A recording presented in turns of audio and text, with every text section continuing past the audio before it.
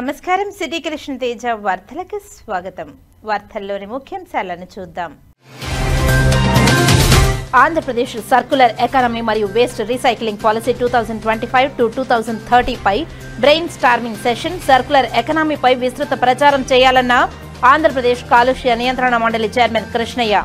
తిరుపతి జిల్లాలో circular economy ecosystem ఏర్పాటుకు చర్యలు ప్రారంభమైందన్న జిల్లా కలెక్టర్ డాక్టర్ ఎస్ వెంకటేశ్వర్.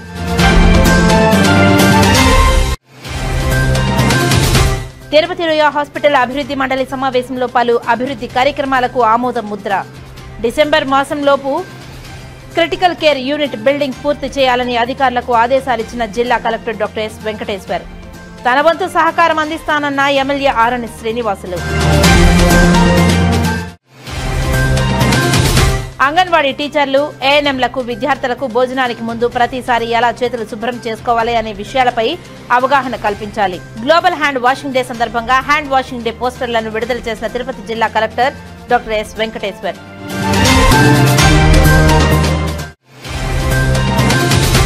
మనం చేసే పనుల్లో ఎటువంటి ఇబ్బందులు కలగకుండా ఉండేందుకు ఆయుధ పూజ. తిరుపతి నగరపాలక సంస్థ కార్యాలయంలో ఆయుధ పూజలో పాల్గొన్న ఎమ్మెల్యే ఆరణి శ్రీనివాసులు, కమిషనర్ నారపరెడ్డి మౌర్య, కూటమి నాయకులు, అధికారులు. ఇక వార్తల్లోని వివరాలను చూద్దాం. వ్యక్తిగత పరిశుభ్రతను ప్రతి ఒక్కరూ అలవర్చుకోవాలని జిల్లా కలెక్టర్ డాక్టర్ ఎస్ వెంకటేశ్వర్ అన్నారు. బుధవారం తిరుపతి జిల్లా కలెక్టరేట్లోని సమావేశ మందిరంలో విజయవాహిని చారిటబుల్ ఫౌండేషన్ వారి ఆధ్వర్యంలో ఏర్పాటు చేసిన గ్లోబల్ హ్యాండ్ వాషింగ్ డే కార్యక్రమానికి జిల్లా వైద్య ఆరోగ్య శాఖ అధికారి doctor Balakrishna Nayak, ICDS PD Vasanthabai, Vijayavahini charitable trust వారితో కలిసి జిల్లా కలెక్టర్ డాక్టర్ ఎస్ వెంకటేశ్వర్ పాల్గొన్నారు. ఈ సందర్భంగా జిల్లా కలెక్టర్ మాట్లాడుతూ మన ఆరోగ్యం మన చేతుల్లోనే ఉంటుందని, సంపూర్ణ ఆరోగ్యం కోసం చేతులు పరిశుభ్రంగా ఉంచుకోవాల్సిన అవసరం ఉందని తెలిపారు. చేతులు శుభ్రంగా లేకపోతే దానికి ఉండే క్రిములు, బ్యాక్టీరియా, వైరస్లు మనం తీసుకునే ఆహారం ద్వారా మన శరీరంలోకి వెళ్లడం జరుగుతుందని, తద్వారా తీవ్ర అనారోగ్య సమస్యలు వచ్చే అవకాశం ఉందని హెచ్చరించారు. అంగన్వాడీ టీచర్లు, ఏఎన్ఎంలు విద్యార్థులకు భోజనానికి ముందు ప్రతిసారి ఎలా చేతులు శుభ్రం చేసుకోవాలి అనే విషయాలపై అవగాహన కల్పించాలని తెలిపారు. రోజు దినచర్యగా ఉండేలా చూసుకోవాలని తెలిపారు. చేతుల శుభ్రత ప్రాముఖ్యత తెలపడం కోసం ప్రతి సంవత్సరం అక్టోబర్ 15వ తేదీన గ్లోబల్ హ్యాండ్ వాషింగ్ డేగా జరుపుకుంటారని తెలిపారు. ఈ కార్యక్రమంలో చేతులు ఎలా శుభ్రం చేసుకోవాలి గూర్చి డెమో నిర్వహించారు. అనంతరం హ్యాండ్ వాషింగ్ డే పోస్టర్లను జిల్లా కలెక్టర్ విడుదల చేశారు. ఈ కార్యక్రమంలో ఏఎన్ఎంలు, ఆశా వర్కర్లు తదితరులు పాల్గొన్నారు.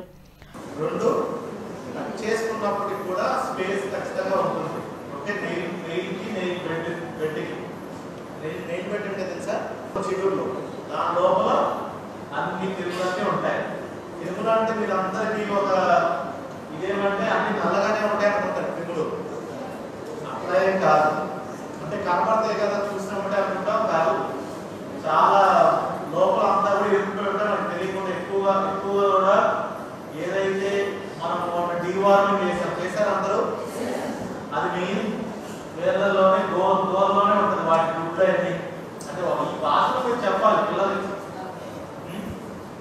ఇట్లాగా అన్ని కీటకాలన్నీ కూడా గోర్ల చిగురులోనే ఉంటాయి. అది ఇష్టమా గోర్లు ఎట్లా అనాలి,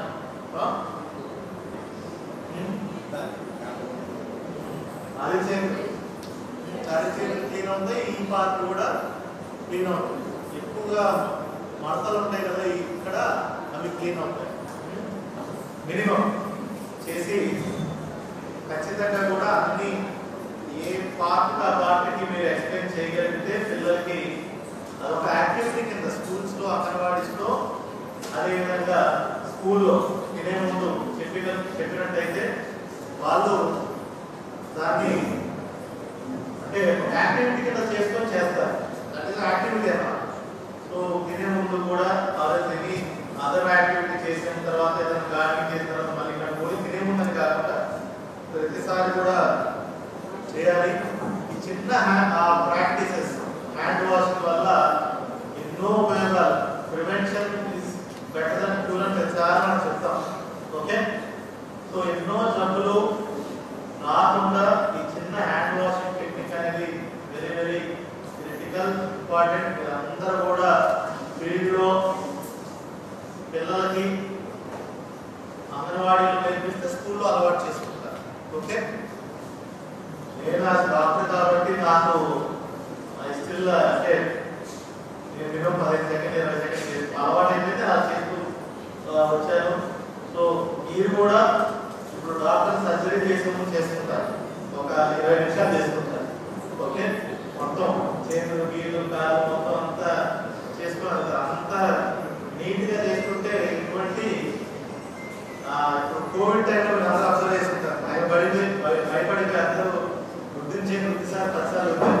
ఓకే, అప్పుడు అబ్జర్వ్ చేస్తే చాలా వరకు మనకి మిగతా ఇన్ఫెక్షన్స్ కూడా తగ్గిపోయాయి. కోవిడ్ టైంలో కోవిడ్ తప్ప మిగతా ఇన్ఫెక్షన్స్ అన్ని తగ్గిపోయాయి. ఎందుకంటే అందరూ మాస్క్, హ్యాండ్ వాష్, ప్రతి ఒక్కరి ఇంట్లో sanitiser, hand wash. But sanitiser కొంచెం మనం దూరంగా పిల్లలకి మళ్ళీ ఇతరంతా ఇబ్బందులు ఉంటాయి కాబట్టి hand wash safe, soap is also safe. So మీ అన్ని ప్రమోట్ చేయాలి. మంచి దీని ఒక యాక్టివిటీ లాగా పిల్లలంతా చేపిస్తే చక్కగా అందరూ సంతోషంగా రోజుకి 3-4 సార్లు దీంట్లో పార్టిసిపేట్ చేస్తారు. చాలా జబ్బులన్నీ కూడా దూరంగా ఉంటారు. అర్థమైంది కదా? ఓకే. కేంద్రంలో మోదీ ప్రభుత్వం, రాష్ట్రంలో చంద్రబాబు ప్రభుత్వం కార్మిక వర్గానికి వ్యతిరేకంగా నిర్ణయాలు తీసుకుంటున్నాయని, వారు అనుసరిస్తున్న విధానాలకు వ్యతిరేకంగా సిఐటియు పెద్ద ఎత్తున పోరాటం చేస్తుందని రాష్ట్ర ఉపాధ్యక్షులు కందారపు మురళి తెలిపారు. బుధవారం తిరుపతిలోని వేమన విజ్ఞాన కేంద్రంలో ఏర్పాటు చేసిన మీడియా సమావేశంలో ఆయన మాట్లాడుతూ, ఇటీవల పుత్తూరులో జరిగిన సిఐటియు జిల్లా 8వ మహాసభలో పలు తీర్మానాలు చేయడం జరిగిందని తెలిపారు. అందులో కార్మిక వర్గానికి జరుగుతున్న అన్యాయానికి వ్యతిరేకంగా పోరాటం చేయాలని తీర్మానించినట్లు వెల్లడించారు. కార్మికులు పోరాడి సాధించుకున్న 8 గంటల పని విధానాన్ని రద్దు చేసి 13 గంటలు పెంచడం అన్యాయమని తెలిపారు. 8 గంటల పని విధానాన్ని అమలు చేసే వరకు కార్మిక వర్గం ఉద్యమించాల్సిన అవసరం ఉందని తెలిపారు. రాష్ట్రానికి ప్రధానమంత్రి వస్తున్నారని, గత 4 నెలల నుంచి ఉద్యమాలు చేస్తున్నారని, రాష్ట్రానికి ప్రధానమంత్రి వస్తున్నారని, సమ్మె చేయవద్దని రాష్ట్ర ప్రభుత్వం విజ్ఞప్తి చేయడంతో కార్మికులు సమ్మెను వాయిదా వేశారని తెలిపారు. 17వ తేదీ విద్యుత్ రంగ కార్మికుల సమస్యలు, వారు చేసే పోరాటానికి సిఐటియు మద్దతు ఇస్తుందని తెలిపారు. తెలంగాణ తరహాలో విద్యుత్ కాంట్రాక్టు కార్మికులను రెగ్యులర్ చేయాలని గుర్తు చేశారు. అనంతరం సిఐటియు జిల్లా ప్రధాన కార్యదర్శి సుబ్రహ్మణ్యం మాట్లాడుతూ, టీటీడీలో పనిచేస్తున్న 16,000 మంది కాంట్రాక్ట్ అవుట్సోర్సింగ్ కార్మికులను తక్షణమే రెగ్యులర్ చేయాలని సిఐటియు జిల్లా మహాసభలో తీర్మానించినట్టు వెల్లడించారు. టీటీడీ యాజమాన్యం వారిని రెగ్యులర్ చేయకపోవడం దారుణమని తెలిపారు. అధికారులు వెంటనే స్పందించి టీటీడీలో పనిచేసే వారందరినీ రెగ్యులర్ చేసే వరకు సిఐటియు పోరాడుతుందని తెలిపారు. సిఐటియు జిల్లా అధ్యక్షులు జయచంద్ర మాట్లాడుతూ, శ్రీవారి మెట్టు చిరు వ్యాపారస్తుల సమస్యలు పరిష్కరించాలని 14 నెలలుగా దీక్ష చేస్తున్నా టీటీడీ పట్టించుకోలేదని, వారి సమస్యలు పరిష్కరించాలని సిఐటియు జిల్లా మహాసభలో తీర్మానించినట్టు వెల్లడించారు. వివిధ ప్రభుత్వ శాఖలో పనిచేసే కాంట్రాక్ట్ అవుట్సోర్సింగ్ ఉద్యోగులకు మినిమం టైం స్కేల్ ఇచ్చి కనీస వేతనం 26,000 రూపాయలు పెంచి వారిని రెగ్యులర్ చేయాలని జిల్లా మహాసభలో తీర్మానించినట్టు తెలిపారు. రుయా హాస్పిటల్లో తొలగించిన 50 మంది కార్మికులను తక్షణమే పనుల్లోకి తీసుకోవాలని, మినిమం టైమ్స్ అమలు చేసి పర్మనెంట్ చేయాలని కోరారు. రవాణా రంగంలో పనిచేసే వారికి సంక్షేమ బోర్డు ఏర్పాటు చేసి వారి సమస్యలను పరిష్కరించాలని కోరారు. బిల్డింగ్ రంగం కార్మికులకు సంక్షేమ బోర్డులో ఉన్న సౌకర్యాలను మెరుగుపరచాలని, వీటితో పాటు మరో 20 తీర్మానాలను ప్రవేశపెట్టడం జరిగిందని తెలిపారు. ఈ సందర్భంగా ఇటీవల 79 మందితో నూతన కమిటీ ఏర్పాటైందని, అందులో 23 మందితో ఆఫీసర్స్ బ్యారర్స్ ఏకగ్రీవంగా ఎన్నుకోవడం జరిగిందని తెలిపారు. నూతన కమిటీ అధ్యక్షులుగా జయచంద్ర, జిల్లా ప్రధాన కార్యదర్శిగా సుబ్రహ్మణ్యం, కోశాధికారిగా కుమార్, జిల్లా ఉపాధ్యక్షులుగా కందారపు మురళి, జి బాలసుబ్రహ్మణ్యం, వి నాగరాజు, కెఎన్ఎస్ ప్రసాదరావు, రామకృష్ణ, వాణిశ్రీ తదితరులు పాల్గొన్నారు. 14 తేదీల్లో సిఐటియు తిరుపతి జిల్లా 8వ మహాసభలు పుత్తూరు పట్టణంలో జరిగాయి. చాలా సక్సెస్ఫుల్గా ఈ సభలు జరిగాయి. జిల్లాలో ఉన్నటువంటి 34 మండలాలకు ప్రాతినిధ్యం వహిస్తూ వివిధ యూనియన్లకు సంబంధించి, అది కేంద్ర రాష్ట్ర ప్రభుత్వాలకు సంబంధించిన యూనియన్లు, అదే మాదిరి పారిశ్రామిక ప్రాంతాలు, రాష్ట్ర వ్యాపిత రంగాలు, స్థానిక సంఘాలు, ఇట్లా దాదాపు 80 సంఘాలకు ప్రాతినిధ్యం వహిస్తూ, వివిధ ప్రాంతాలు ప్రాతినిధ్యం వహిస్తూ దగ్గర ఒక 200 మంది ప్రతినిధులు ఈ సభల్లో పాల్గొన్నారు. సభల్ని సిఐటియు రాష్ట్ర ప్రధాన కార్యదర్శి సిహెచ్ నరసింహరావు గారు, అదే మాదిరి సిఐటియు రాష్ట్ర ఉపాధ్యక్షులు అజయ్ కుమార్ గారు ఇద్దరు ఉండి పర్యవేక్షణ చేయడమే కాకుండా సభలను ప్రారంభించి ముగింపు కార్యక్రమంలో కూడా వాళ్ళు పాల్గొన్నారు. అట్లా ఈ సభల్లో 28 రకాల తీర్మానాలని చేయడం జరిగింది వివిధ రకాల సమస్యల మీద. ముఖ్యంగా తిరుపతి జిల్లాలో కార్మిక వర్గం ఎదుర్కొంటున్నటువంటి ఈ సమస్యలన్నిటి మీద సమగ్రమైనటువంటి చర్చ జరిగింది. ఆ సమస్యల పరిష్కారం కోసం మేము ఏం చేయబోతున్నాం అనే విషయాలను కూడా ఈ సభల్లో చర్చించాము. చివరగా 79 మందితో జిల్లా కమిటీ ఏర్పడింది. ఈ 79 మందిలో 23తో ఆఫీస్ బేరర్స్ కూడా ఎన్నుకోవడం అనేది జరిగింది. నూతన అధ్యక్ష ప్రధాన కార్యదర్శులుగా కామ్రేడ్ జయచంద్ర నూతన అధ్యక్షుడుగాను, అదే మాదిరి కామ్రేడ్ టి సుబ్రహ్మణ్యం గారు ప్రధాన కార్యదర్శిగా ఎన్నిక కావడం జరిగింది. మిగిలిన ఇక్కడ ఉన్నటువంటి నాయకత్వం అంతా కూడా నూతనంగా ఎన్నికైనటువంటి వాళ్ళు. వీళ్ళ నాయకత్వంలో ఈ జిల్లాలో రాబోయే రోజుల్లో సమస్యల పరిష్కారం కోసం కార్మిక వర్గ ఉద్యమాలని పెద్ద ఎత్తున చేయాలన్నటువంటి సంకల్పాన్ని నిన్న నిర్ణయించుకోవడం జరిగింది. ప్రధానంగా కేంద్రంలోని మోడీ ప్రభుత్వం, రాష్ట్రంలో ఉన్న చంద్రబాబు నాయుడు గారి ప్రభుత్వాలు పూర్తి బాధ్యత రాహిత్యమైనటువంటి పద్ధతుల్లో ఉన్నాయి. కార్మిక వర్గానికి తీరని కష్టాలని తెచ్చిపెట్టినటువంటి పరిస్థితి మనకు కళ్ళెదురుగా కనిపిస్తూ ఉంది. పోరాడి సాధించుకున్న 8 గంటల పని విధానాన్ని రద్దు చేసి 13 గంటల పని విధానాన్ని అమలు చేయడం కోసం తహతహలాడిపోతూ ఉన్నారు ఇద్దరు కూడా. చంద్రబాబు నాయుడు కూడా అదే బాటలో ప్రయాణం చేస్తూ ఉన్నాడు.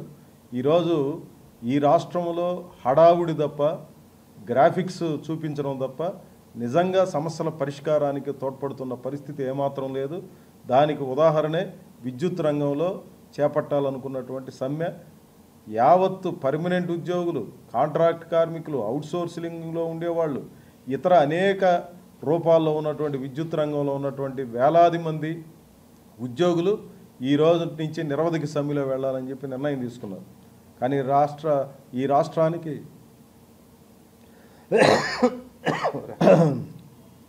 ఈ రాష్ట్రానికి ప్రధానమంత్రి రాబోతూ ఉన్నారు కాబట్టి సమ్మెను వాయిదా వేయమని చెప్పి రాష్ట్ర ప్రభుత్వం కోరింది. ఆ కారణంగా కార్మికులు సమ్మెని వాయిదా వేశారు. దురదృష్టం ఏంటంటే గత నెల రోజులకు పైగా కార్మికులందరూ సమస్యల్ని పరిష్కారం చేయమని, లేదంటే సమ్మెకు పోతామని చెప్పి స్పష్టంగా చెప్పారు. కానీ చేయాల్సిన నిర్లక్ష్యమంతా చేసి ఏమాత్రం పట్టించుకోకుండా బాధ్యత రహిత్యంగా వ్యవహరించడమే కాకుండా గంటల తరబడి సమ్మె పేరుతో వీళ్ళు చేస్తున్నటువంటి ప్రకటనల మీద చర్చలు అనే పేరిట కాలయాపన చేసి ఆఖరికి పర్మనెంట్ ఉద్యోగుల సమస్యలు పరిష్కారం చేస్తాం తప్ప కాంట్రాక్ట్ కార్మికుల సమస్యలు మేము పరిష్కారం చేయము అని చెప్పి ఒక అడ్డగోలు వాదన ప్రభుత్వం చేయడమే కాకుండా సమ్మెకు నాయకత్వం వహిస్తున్నటువంటి శాశ్వత ఉద్యోగులు, జేఏసీ నాయకుల్ని పిలిచి బెదిరించి మీ అంతు తేల్చేస్తాం సమ్మెను విరమించకపోతే అని చెప్పి బెదిరింపులకు పాల్పడడం అనేది కూడా ఈ సందర్భంగా జరిగింది. అందుకని మేము కోరేది ఏమనంటే తెలంగాణ తరహాలో విద్యుత్ కార్మికులందరినీ కూడా విలీనం చేసుకొని పర్మనెంట్ చేయాలనేది ఎప్పటి నుంచో ఉన్నటువంటి డిమాండు. ఇక్కడే కాదు, భారతదేశంలో అనేక రాష్ట్రాల్లో కీలక పరిశ్రమ కాబట్టి విద్యుత్ రంగంలో పర్మనెంట్ చేయమని చెప్పి కోరినటువంటి ఉద్యమాలకి ముగింపు అందరినీ పర్మనెంట్ చేయడమే కనిపించింది. మన పక్కన ఉన్నటువంటి రాష్ట్రంలో కూడా పర్మనెంట్ చేస్తే ఈ రాష్ట్రంలో చంద్రబాబు నాయుడు గారు రకరకాల కారణాలు చెప్పి వాయిదాలు వేయడం సమంజసమైనటువంటిది కాదు. కాబట్టి విద్యుత్ ఉద్యోగులతో 17వ తారీఖున చర్చలు జరుపుతామని చెప్పి రాష్ట్ర ప్రభుత్వం ప్రకటన చేసినటువంటి దరిమిల 17వ తారీఖున ఈ సమస్యలను పరిష్కారం చేయాలి. లేని పక్షంలో విద్యుత్ ఉద్యోగులు లేదా కాంట్రాక్ట్ కార్మికులు, అవుట్సోర్సింగ్లో ఉన్నటువంటి వాళ్ళు చేపట్టే పోరాటాలన్నిటికీ CITU తరఫున ప్రత్యక్షమైనటువంటి మద్దతు యావత్ ఆంధ్ర రాష్ట్రంలో మేము అన్ని రకాలుగా తోడ్పాటుగా ఉండి ఉద్యమంలో భాగస్వాములు అవుతామని చెప్పి తెలియజేస్తా ఉన్నాం. మిగిలిన తీర్మానాలు వీటికి సంబంధించి సుబ్రహ్మణ్యం గారు, జయచంద్ర గారు. అందరికీ నమస్కారం. నిన్న మొన్న పుత్తూరులో జరిగినటువంటి CITU 8వ జిల్లా మహాసభల్లో జిల్లా ప్రధాన కార్యదర్శిగా నాకు అవకాశం కల్పించినటువంటి CITU జిల్లా నాయకత్వానికి, రాష్ట్ర నాయకత్వానికి ప్రత్యేకమైనటువంటి ధన్యవాదాలు తెలియజేస్తున్నాం. ముఖ్యంగా తిరుపతి జిల్లా అంటేనే TTD గుర్తుకొస్తుంది. TTDలో దాదాపు 16,000 మంది కాంట్రాక్ట్, అవుట్సోర్సింగ్, FMS హెల్త్ కార్మికులు పనిచేస్తున్నారు. అన్నీ ఉన్న అల్లిన నోట్లో సేని అన్నట్లు TTD కాంట్రాక్ట్ కార్మికులందరినీ కూడా పర్మనెంట్ చేసేటువంటి శక్తి, సామర్థ్యం అన్ని అవకాశాలు ఉన్నప్పటికీ కూడా కార్మికులకు తీవ్రమైనటువంటి అన్యాయం చేస్తుంది. సంవత్సరానికి 5,000 కోట్ల బడ్జెట్ ఉన్నటువంటి టీటీడీ బడ్జెట్ను ఎందుకు కాంట్రాక్ట్ కార్మికుల్ని పర్మనెంట్ చేయరని చెప్పి మేము సిఐటి యూనియన్గా అడుగుతున్నాం. అందుకే నిన్న మొన్న జరిగినటువంటి మహాసభల్లో టీటీడీలో పనిచేస్తున్నటువంటి 16,000 మందిని రెగ్యులరైజ్ చేయాలని చెప్పి మేము తీర్మానం చేశాం. చేసినటువంటి తీర్మానం ఆధారంగా టీటీడీలో ఉన్నటువంటి కాంట్రాక్ట్ కార్మికుల సమస్యల పరిష్కారం కోసం, పర్మనెంట్ కోసం రాబోయే రోజుల్లో ఉద్యమాలు చేపడతామని చెప్పి ఈ సందర్భంగా టీటీడీ యాజమాన్యానికి కూడా హెచ్చరిక చేస్తున్నాం. అంతేకాకుండా స్విమ్స్ ఆసుపత్రిలో శానిటేషన్ అనేటువంటి పదాన్ని పెట్టి వార్డు బాయ్గా తీసేసి ఈరోజు తీవ్రమైనటువంటి అన్యాయం చేసింది. శానిటేషన్ పదాన్ని తొలగించి వార్డు బాయ్గా పెట్టాలని చెప్పి గత 4 నెలల క్రితం ఆందోళన కార్యక్రమం చేపడితే టీటీడీ యాజమాన్యం, రెవెన్యూ అధికారులు, మొత్తం పోలీసు యంత్రాంగం అంతా వచ్చి చర్చించి మీ సమస్యలు పరిష్కారం చేస్తామని చెప్పారు. ఇంతవరకు పరిష్కారం కాలేదు. స్విమ్స్ కార్మికుల సమస్యలు కూడా పరిష్కరించాలని చెప్పి ఆ రోజు చెప్పినటువంటి హామీ ప్రకారం స్విమ్స్ కార్మికులందరినీ వార్డు బాయ్గా చేర్చాలని చెప్పి సిఐటిగా డిమాండ్ చేస్తున్నాం. టీటీడీలో ఉన్నటువంటి ప్రధానమైన సమస్యల పరిష్కారం కోసం రాబోయే రోజులు ఉద్యమాలు చేపట్టి కార్మికుల పక్షాన పోరాడతామని చెప్పి ఈ సందర్భంగా తెలియజేస్తున్నాం. కమిటీ అందులో 23 మంది ఆఫీస్ బేరర్సు, 56 మంది కమిటీ సభ్యులు. 23 మంది ఆఫీస్ బేరర్స్ని చదువుతాను. అధ్యక్షులుగా ఎస్ జయచంద్ర, ప్రధాన కార్యదర్శిగా టి సుబ్రహ్మణ్యం, కోశాధికారిగా ఈఎస్ కుమార్, ఉపాధ్యక్షులుగా కందారపు మురళి గారు, జి బాలసుబ్రహ్మణ్యం గారు, వి నాగరాజు గారు, కేఎన్ఎన్ ప్రసాదరావు గారు, టి రామకృష్ణ గారు, ఎస్ వాణిశ్రీ గారు, రమేష్ గారు, కె గుణశేఖర్ గారు, వి చెంగయ్య గారు, కె వేణుగోపాల్ గారు. కార్యదర్శులుగా ఆర్ లక్ష్మి గారు, ఆర్ వెంకటేష్ గారు, పి గురవయ్య గారు, జి నాగ వెంకటేశు గారు, ఎన్ రఘు గారు, మునిరాజా గారు, మాధవ్ గారు, బుజ్జి గారు, లక్ష్మయ్య గారు, రాజేశ్వరి గారు. వీళ్ళు ఆఫీస్ బేరర్స్గా ఉంటారు. మిగతా వాళ్ళు 56 మంది కమిటీ. నిన్న పుత్తూరులో జరిగినటువంటి జిల్లా మహాసభలు విజయవంతంగా కార్మిక సమస్యలపైన చర్చించి నిర్ణయాలు చేసి భవిష్యత్ కర్తవ్యాలను రూపొందించుకొని ఈ మహాసభలు వేదికగా, పోరాటాల వేదికగా నడిచింది. అందులో ప్రధానమైనటువంటి తీర్మానాలు దాదాపు 28 రకాల తీర్మానాలు చేయడం అనేది జరిగింది. 28 తీర్మానాల్లో అనేక రకాలైనటువంటి కార్మిక సమస్యలపైన ఒక పెద్ద ఎత్తున పోరాటం చేయాలి, ప్రభుత్వానికి వ్యతిరేకంగా చేయాలని చెప్పిన ఒక ప్రధానమైనటువంటి ఉద్దేశంతో ఈ తీర్మాన కార్యక్రమాలన్నీ కూడా నిర్వహించడం అనేది జరిగింది. ప్రధానమైనటువంటి దాంట్లో శ్రీవారి మెట్లు గత 14 నెలల నుంచి ఒక పెద్ద పోరాటం నిర్వహిస్తూ ఉన్నారు. వాళ్లకు అక్కడ లైసెన్సులను పునరుద్ధరించాలని చెప్పనని, తొలగించినటువంటి వాళ్ళను మళ్ళీ అక్కడికి మెట్లపైకి తీసుకొని పోవాలని చెప్పననేది ఒక తీర్మానాన్ని పెట్టడం అనేది జరిగింది. అదేవిధంగా ప్రభుత్వ రంగ సంస్థల్లో పనిచేస్తున్నటువంటి 48 డిపార్ట్మెంట్లకు సంబంధించినటువంటి కాంట్రాక్ట్ అవుట్సోర్సింగ్ కార్మికులందరినీ పర్మనెంట్ చేయాలి, లేకపోతే మినిమం టైం స్కేల్ని అమలు చేయాలని చెప్పనని ఒక ప్రధానమైనటువంటి డిమాండ్ను పెట్టడం జరిగింది. ఇప్పుడు ఇస్తున్నటువంటి కార్మికుల యొక్క వేతనం 10,000 రూపాయల నుంచి 15,000 రూపాయలు మాత్రమే ఈరోజు కాంట్రాక్ట్ కార్మికులకు వేతనం ఇస్తూ ఉన్నారు. ఆ వేతనాన్ని 25,000 రూపాయలకు, మినిమం టైం స్కేల్ 25,000 రూపాయలకు పెంచాలని చెప్పిన ఒక ప్రధానమైనటువంటి తీర్మానాన్ని ప్రవేశపెట్టడం జరిగింది. అదేవిధంగా అధిక ధరలన్నీ కూడా విపరీతంగా పెరిగిపోయినాయి. ఈ ధరలను కంట్రోల్ చేయాల్సినటువంటి బాధ్యత కేంద్ర ప్రభుత్వం, రాష్ట్ర ప్రభుత్వాలపైన ఉంది. వాటి ఏమీ పట్టించుకున్నటువంటి పరిస్థితి ఈరోజు నెట్టపడతా ఉంది. ప్రతిదీ కూడా ధరలన్నీ విపరీతంగా పెరిగిపోతుంటే జీతాలు మాత్రం పెరుగుతున్నటువంటి అవకాశం లేదు. 2014లో జీతాలు పెరిగినా అప్పటి నుంచి ఇప్పటి వరకు కూడా దాదాపు 14 సంవత్సరాలు అవుతున్నా ఒక్క రూపాయి కూడా పెంచినటువంటి పాపాన పోలేదు. కాబట్టి కాంట్రాక్ట్ కార్మికులందరికీ మినిమం టైం స్కేల్ను వర్తింపజేయాలి. అదేవిధంగా వాళ్ళందరికీ కూడా పర్మనెంట్ చేయాల్సినటువంటి అవకాశాన్ని ప్రభుత్వం ఆలోచించాలని చెప్పినది ఇంకొక ప్రధానమైనటువంటి తీర్మానాన్ని ప్రవేశపెట్టడం అనేది జరిగింది. అదేవిధంగా అంగన్వాడీలకు గత 42 రోజులు ఒక పెద్ద ఎత్తున పోరాటం కొనసాగిస్తే ఆ పోరాటం రాష్ట్ర ప్రభుత్వం అనేకమైనటువంటి హామీలు ఇచ్చింది. ఆ హామీలను అమలు చేసినటువంటి పరిస్థితి ఇప్పటి వరకు లేదు. వేతనం సమస్య కానీ, లేకపోతే మినిమం టైం స్కేల్ సమస్య కానీ, ఇట్లాంటి అనేక రకాలైనటువంటి అంగన్వాడీ సమస్యలు ఉన్నాయి. ఆ సమస్యలు కూడా పరిష్కారం కావాలని చెప్పిన అనేది విజ్ఞప్తి చేయడం అనేది జరిగింది. అదేవిధంగా ఆసుపత్రులకు సంబంధించినటువంటి దాంట్లో రుయా ఆసుపత్రిలో 50 మంది కార్మికులను తొలగించారు. చాలా అన్యాయమైనటువంటి విషయము వాళ్ళని తొలగించడం అనేది. కాబట్టి వాళ్ళని తక్షణమే విధుల్లోకి తీసుకోవాలి, వాళ్ళకి మినిమం టైం స్కేల్ని అమలు చేయాలని చెప్పిన అనేది ఇంకొక తీర్మానాన్ని ప్రవేశపెట్టడం జరిగింది. అదేవిధంగా ఆటో బిల్డింగ్ రంగానికి సంబంధించినటువంటి దాంట్లో సంక్షేమ బోర్డును ఏర్పాటు చేయాల్సినటువంటి అవసరం ఉంది. ఆ సంక్షేమ బోర్డు ద్వారా కార్మికులు ఎవరైతే చనిపోతారో వాళ్ళందరికీ ఇన్సూరెన్స్ ప్రకటించడం కానీ, వాళ్ళకు కర్మక్రియలకు డబ్బులు ఇవ్వడం కానీ, హెల్త్కి సంబంధించినటువంటివి కానీ ఇలాంటివి రకాలైనటువంటిది ఉన్నాయి. వాటిని బోర్డును పునరుద్ధరించి అదేవిధంగా బోర్డులో ఉన్నటువంటి సంక్షేమ పథకాలను అమలు చేయాలని చెప్పని సిఐటియు తీర్మానం చేసింది. దానికోసం ఒక పెద్ద ఎత్తున పోరాటాలకు రాబోయే కాలంలో నాంది పలకపోతూ ఉంది. కాబట్టి 50 మంది కార్మికులంతా కూడా ఈ మేము చేసినటువంటి తీర్మానాలు కానీ ప్రభుత్వానికి వ్యతిరేకంగా జరగబోతున్నటువంటి ఉద్యమాలలో పాల్గొని విజయవంతం చేయాలని చెప్పని విజ్ఞప్తి చేస్తూ ఉన్నాం. దేవతలకు వైద్యుడైన ధన్వంతరి జయంతిని విజయవంతం చేయాలని తిరుపతి నగర నాయి బ్రాహ్మణ యువజన సేవా సంఘం సభ్యులు తిరుపతి ప్రెస్ క్లబ్లో పిలుపునిచ్చారు. ఈ రాష్ట్రంలో అనేక వృత్తులతో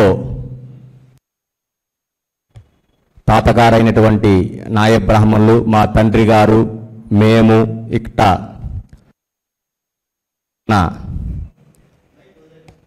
ఈ నాయ బ్రాహ్మణ ముఖ్యంగా మేము మా తాతల కాలంలో అప్పటి రోజుల్లో వైద్యం చేస్తూ పురుటులు కానీ ఆ చిన్న వ్యాధులకి గారు మా తండ్రి గారు వైద్యం చేస్తూ అక్కడ ఉన్న ప్రజల్ని, ఆ గ్రామాన్ని అందరినీ కాపాడు నాయకులు అని చెప్పి మా తండ్రి గారు అయిన మాకు జరిగింది. ఇది ధన్వంతరి చేర్చడం మా నాయ బ్రాహ్మణ సంఘం తరపు నుంచి మేము వ్యక్తం చేస్తాం. మా నాయ బ్రాహ్మణ సంఘటన ఈ రాష్ట్ర మొత్తం నాయ ఈ పండగని నాయ బ్రాహ్మణ జరపాలని చెప్పి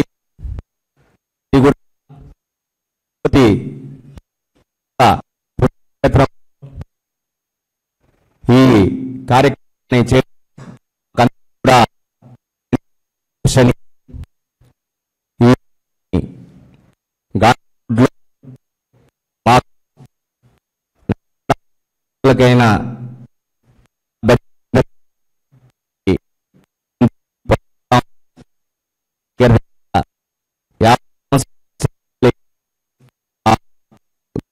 శోభాయాత్రగా ప్రారంభించి మా నాయ బ్రాహ్మణ కుటుంబ సోదరులతో మేళ తాళాలతో ఈ యొక్క కార్యక్రమం ప్రారంభమయ్యి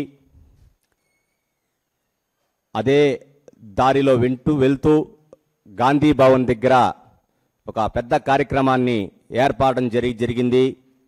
ఎన్డీఏ కూటమిలో బీజేపీ పార్టీ రాష్ట్ర అధ్యక్షులు మాధవ్ గారు, అదేవిధంగా జిల్లా నాయకులు, మా తిరుపతి గౌరవనీయులు ఎమ్మెల్యే ఆర్ని శ్రీనివాసులు గారు, మా యొక్క నాయ బ్రాహ్మణంలో ఉన్న మేధావులు, సంగీత విద్వాంసులు, విద్యావంతులు, తిరుపతి తిరుమల దేవస్థానంలో పనిచేస్తున్న కళ్యాణకట్టలో, అదేవిధంగా దేవస్థానంలో పనిచేస్తున్న మా నాయ బ్రాహ్మణ ఉద్యోగస్తులందరూ కూడా ఒక 2000 మందితో ఈ యొక్క కార్యక్రమాన్ని నిర్వహించబోతున్నాం. ఇది మాకు ఈ రాష్ట్రంలోనే తొలి పండగ. ఈ ధన్వంతరి జయంతిని ఈ జిల్లా వ్యాప్తంగా నాయ బ్రాహ్మణ సోదరులందరూ కూడా వారి వారి శక్తి మేరకు వారి జిల్లాల్లో జరుపుకోవాలని, మనమందరం కూడా ఈ రాష్ట్ర పండుగని ఈ తిరుపతి పుణ్యక్షేత్రంలో రాష్ట్రానికి ఒక దిక్సూచిగా ఈ పండుగని విజయవంతం చేయాలని చెప్పి మేము తిరుపతి నుంచి పిలుపునిస్తున్నాం. ముఖ్యమంత్రి చంద్రబాబు నాయుడు గారికి, డిప్యూటీ సీఎం పవన్ కళ్యాణ్ గారికి మేము మా నాయ బ్రాహ్మణ సేవా సంఘం తరపున వాళ్ళకి ఎప్పుడు కూడా వెన్నుంటాం.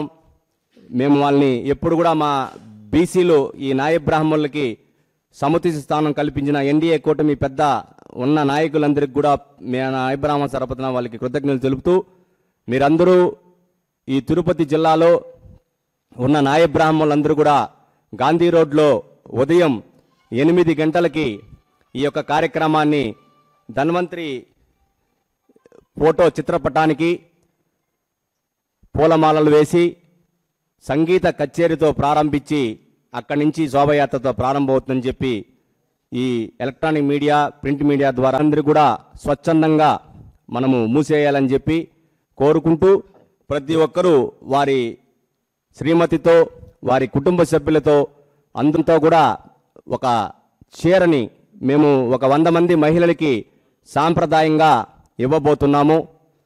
ఈ అందరూ కూడా మహిళలు వచ్చి సాంప్రదాయంతో ఈ ధన్వంతరి జయంతి రోజు మన నాయ బ్రాహ్మణుల పండుగగా వాళ్ళకి ఈ యొక్క పసుపు కుంకుమ ఈ చీరను కూడా తీసుకొని ధన్వంతరి జయంతి పండుగని విజయవంతం చేయాలని కోరుకుంటూ ప్రతి ఒక్కరూ ఈ కార్యక్రమాన్ని విజయవంతం చేయాలని కోరుకుంటున్నాను.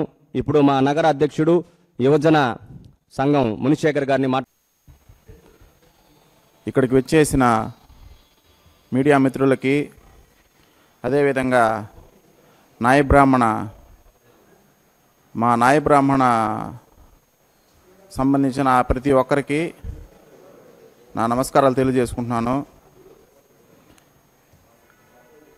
ఈ నెల 18న ధన్వంతరి జయంతిని మన తిరుపతిలో గ్రాండ్గా మేళతాళాలతో మా నాయ బ్రాహ్మణ సంగీత కళాకారులతో మేళతాళాలతో ఈ నాయ బ్రాహ్మణ సోదరులందరికీ ఆహ్వానం పలుకుతున్నాము. రాష్ట్రంలో తొలి పండుగగా తిరుపతి శ్రీ కలియుగ వెంకటేశ్వర స్వామి పుణ్యక్షేత్రంలో జరుగుతున్నందుకు నాకు చాలా సంతోషంగా ఉంది. అదేవిధంగా ఈ కార్యక్రమానికి మంగళమేళాలతో అదేవిధంగా మా నాయ బ్రాహ్మణ సెలూన్ షాప్లో ఉండే ప్రతి ఒక్కరూ వచ్చి విజయవంతం చేయాలని కోరుకుంటున్నాను. ప్రపంచ ప్రసిద్ధిగాంచిన తిరుమల శ్రీవారి సొమ్మును గత వైసీపీ పాలకులు అన్ని విధాలుగా దోచేశారని, పరకామణి కుంభకోణం పరాకాష్ఠకు చేరుకుందని, దోషులెవ్వరూ తప్పించుకోలేరని టీటీడీ పాలక మండలి సభ్యులు భానుప్రకాష్ రెడ్డి తిరుపతి ప్రెస్ క్లబ్లో గత వైకాపా తీరుపై మండిపడ్డారు. స్వామివారి ఆస్తులకి బాధ్యతగా మనం వివరించాలి. ఇలా నిస్సిగ్గుగా స్వామివారి ఆస్తులు దోచుకునేదానికి ఈ బోర్డు తీర్మానం పెట్టారు. ధర్మకర్తల మండలి అసలు భగవంతుడి దగ్గర సేవ చేసే అవకాశమే పూర్వజన సుకృతం. అలాంటి ధర్మకర్తల మండలిలో ఉండి స్వామివారి ఆస్తుల్ని పరిరక్షించాల్సింది పోయి భక్షకుల్లా తయారయ్యారు. ధార్మిక క్షేత్రాన్ని ధనార్జన క్షేత్రంగా మార్చుకునింది గత ప్రభుత్వం, వైసీపీ ప్రభుత్వం. నేను తల నరుక్కుంటాను, 1000 సార్లు నరుక్కుంటాను, ఏంది నరుక్కునేది? మీరు ఆ రోజు ఎక్స్ అఫీషియో సభ్యుడిగా తిరుపతి ఎమ్మెల్యేగా ఈ రెజల్యూషన్లో మీరు కూడా సైన్ చేశారు కరుణాకర్ రెడ్డి గారు. ఈ పరకామణి అంశంలో ఆస్తుల విషయంలో నాకు ఏం సంబంధం లేదని చెప్తున్నారు కదా, మీరు కూడా దీంట్లో సైన్ చేశారు. మీరు సుబ్బారెడ్డి గారు మొన్న ఏదో మాట్లాడుతున్నారు, వారు చైర్మన్గా ఉన్నప్పుడు ప్రతిపాదించుంటే అంశం ఇది. ఎంత దారుణం! పరకామణి అంశంలో ఒక్కొక్క విషయం లోతుగా పరిశీలిస్తుంటే నివ్వెరపోతున్నారు. నిన్న డీజీ గారితో నేను ఉదయం కలవడం జరిగింది, రవిశంకర్ అయ్యర్ గారితో, డీజీ సిఐడి గారితో. నా దగ్గర ఉన్నటువంటి ఆధారాలు వాళ్ళకి ఇవ్వడం జరిగింది. ఒక్కొక్క అంశం వారికి చెప్తుంటే అసలు టీటీడీ ధార్మిక క్షేత్రంలో ఇలాంటివి జరుగుతాయని చెప్పి ఒక సీనియర్ ఐపీఎస్ ఆఫీసర్ నివ్వెరపోయారంటే ఏ విధంగా వీళ్ళు పూర్తిగా ఉన్నటువంటి గైడ్ లైన్స్ని టీటీడీ యాక్ట్ 30 ఆఫ్ 1987ని వైలేట్ చేశారు, ఎండోమెంట్ రూల్స్ని వైలేట్ చేశారు. ఇదేమన్నా మీ సొంత ఎస్టేట్ అనుకున్నాడా? ఇష్టానుసారంగా ఆస్తులు రాసుకునేదానికి అదేమిటి ఇడుపుల పాయల ఎస్టేట్ అనుకున్నారా? భక్తుల సంపద ఇది, భగవంతుడి ఆస్తి ఇది. భక్తులు ఇచ్చినటువంటి కానుకలు, భక్తులు ఇచ్చినటువంటి కానుకలతో నడుస్తున్న దేవస్థానం. అలాంటి దేవస్థానంలో మీ ఇష్టానుసారంగా వివరించి ఈరోజు నిమ్మకు నీరెత్తినట్టు మా ఎన్డీఏ కూటమి మీద మా మీద బురద చల్లే ప్రయత్నం చేస్తున్నారు. ఇది మంచిది కాదు. కాబట్టి దీని మీద రాబో రోజుల్లో ఈ బోర్డు నిర్ణయం మీద కూడా రాబో బోర్డులో మేము చర్చిస్తాం. దీంట్లో సంబంధం ఉన్న వారు అందరి మీద శాఖాపరంగా లీగల్గా మా లీగల్ టీంతో, టీటీడీ లీగల్ టీంతో మాట్లాడుతున్నాం. దీన్ని వీరి మీద ఏ విధంగా యాక్షన్ తీసుకోవాలి, ఏ విధంగా యాక్షన్ తీసుకోవచ్చో టీటీడీ ఎక్స్పర్ట్స్తో మాట్లాడి, టీటీడీ లీగల్ టీంతో మాట్లాడిన తర్వాత వారి మీద గట్టి చర్యలు తీసుకోబోతున్నాం. గత 2 రోజులుగా ఆంధ్రప్రదేశ్ అత్యున్నత న్యాయస్థానం యొక్క ఆదేశాలతో ఏసీబీ డీజీ గారు తిరుపతిలో పర్యటిస్తూ ఈ పరకామణి కేసులో ఉన్నటువంటి రికార్డులంతా సీజ్ చేయడం జరిగింది. తిరుమల తిరుపతి దేవస్థానం యొక్క తీర్మానాలు, ఆ కేసుకు సంబంధించి రవికుమార్ పైన రిజిస్టర్ చేసిన ఎఫ్ఐఆర్ తదితర ఛార్జ్షీట్ మొదలైనటువంటి కాపీలు, అదేవిధంగా ఆస్తులు ఎక్కడెక్కడ ఏ ఏ ఆస్తులు స్వాధీనం చేశారో వాటికి సంబంధించినటువంటి అన్ని పత్రాలు,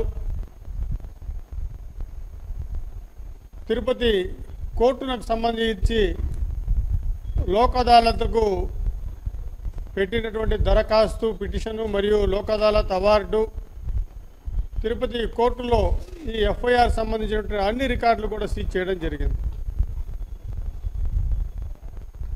సాధారణంగా ఏదైనా దొంగతనం ఇలాంటి కేసులు జరిగితే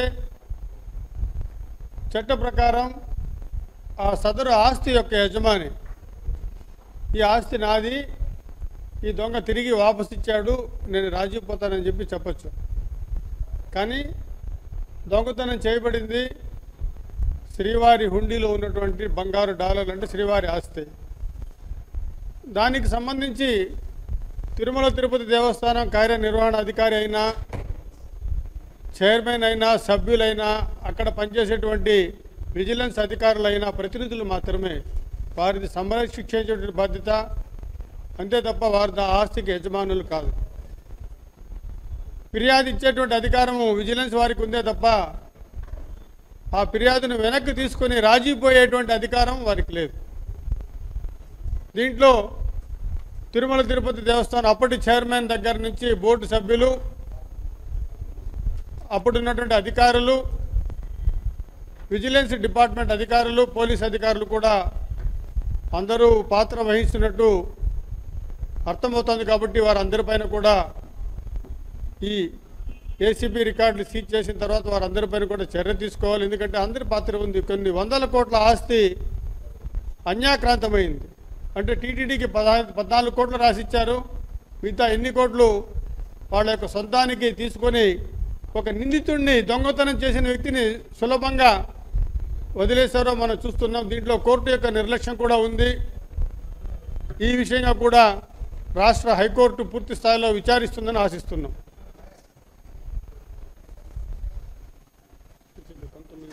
బీహార్ సీఎం తేజస్వి యాదవ్ ప్రతి కుటుంబానికి ఒక ప్రభుత్వ ఉద్యోగంపై చట్టం తీసుకొచ్చేలా సిద్ధాంతాన్ని ప్రకటించారని భారతీయ దేశభక్తుల ఐక్యవేదిక సభ్యులు బుధవారం తిరుపతి ప్రెస్ క్లబ్లో హర్షం వ్యక్తం చేశారు. ఈరోజు మేము ఇచ్చేసినటువంటి సందర్భం ముఖ్యంగా పత్రికా మీడియా వారికి ఎలక్ట్రానిక్ ప్రతి ధన్యవాదాలు తెలియజేసుకుంటున్నాం.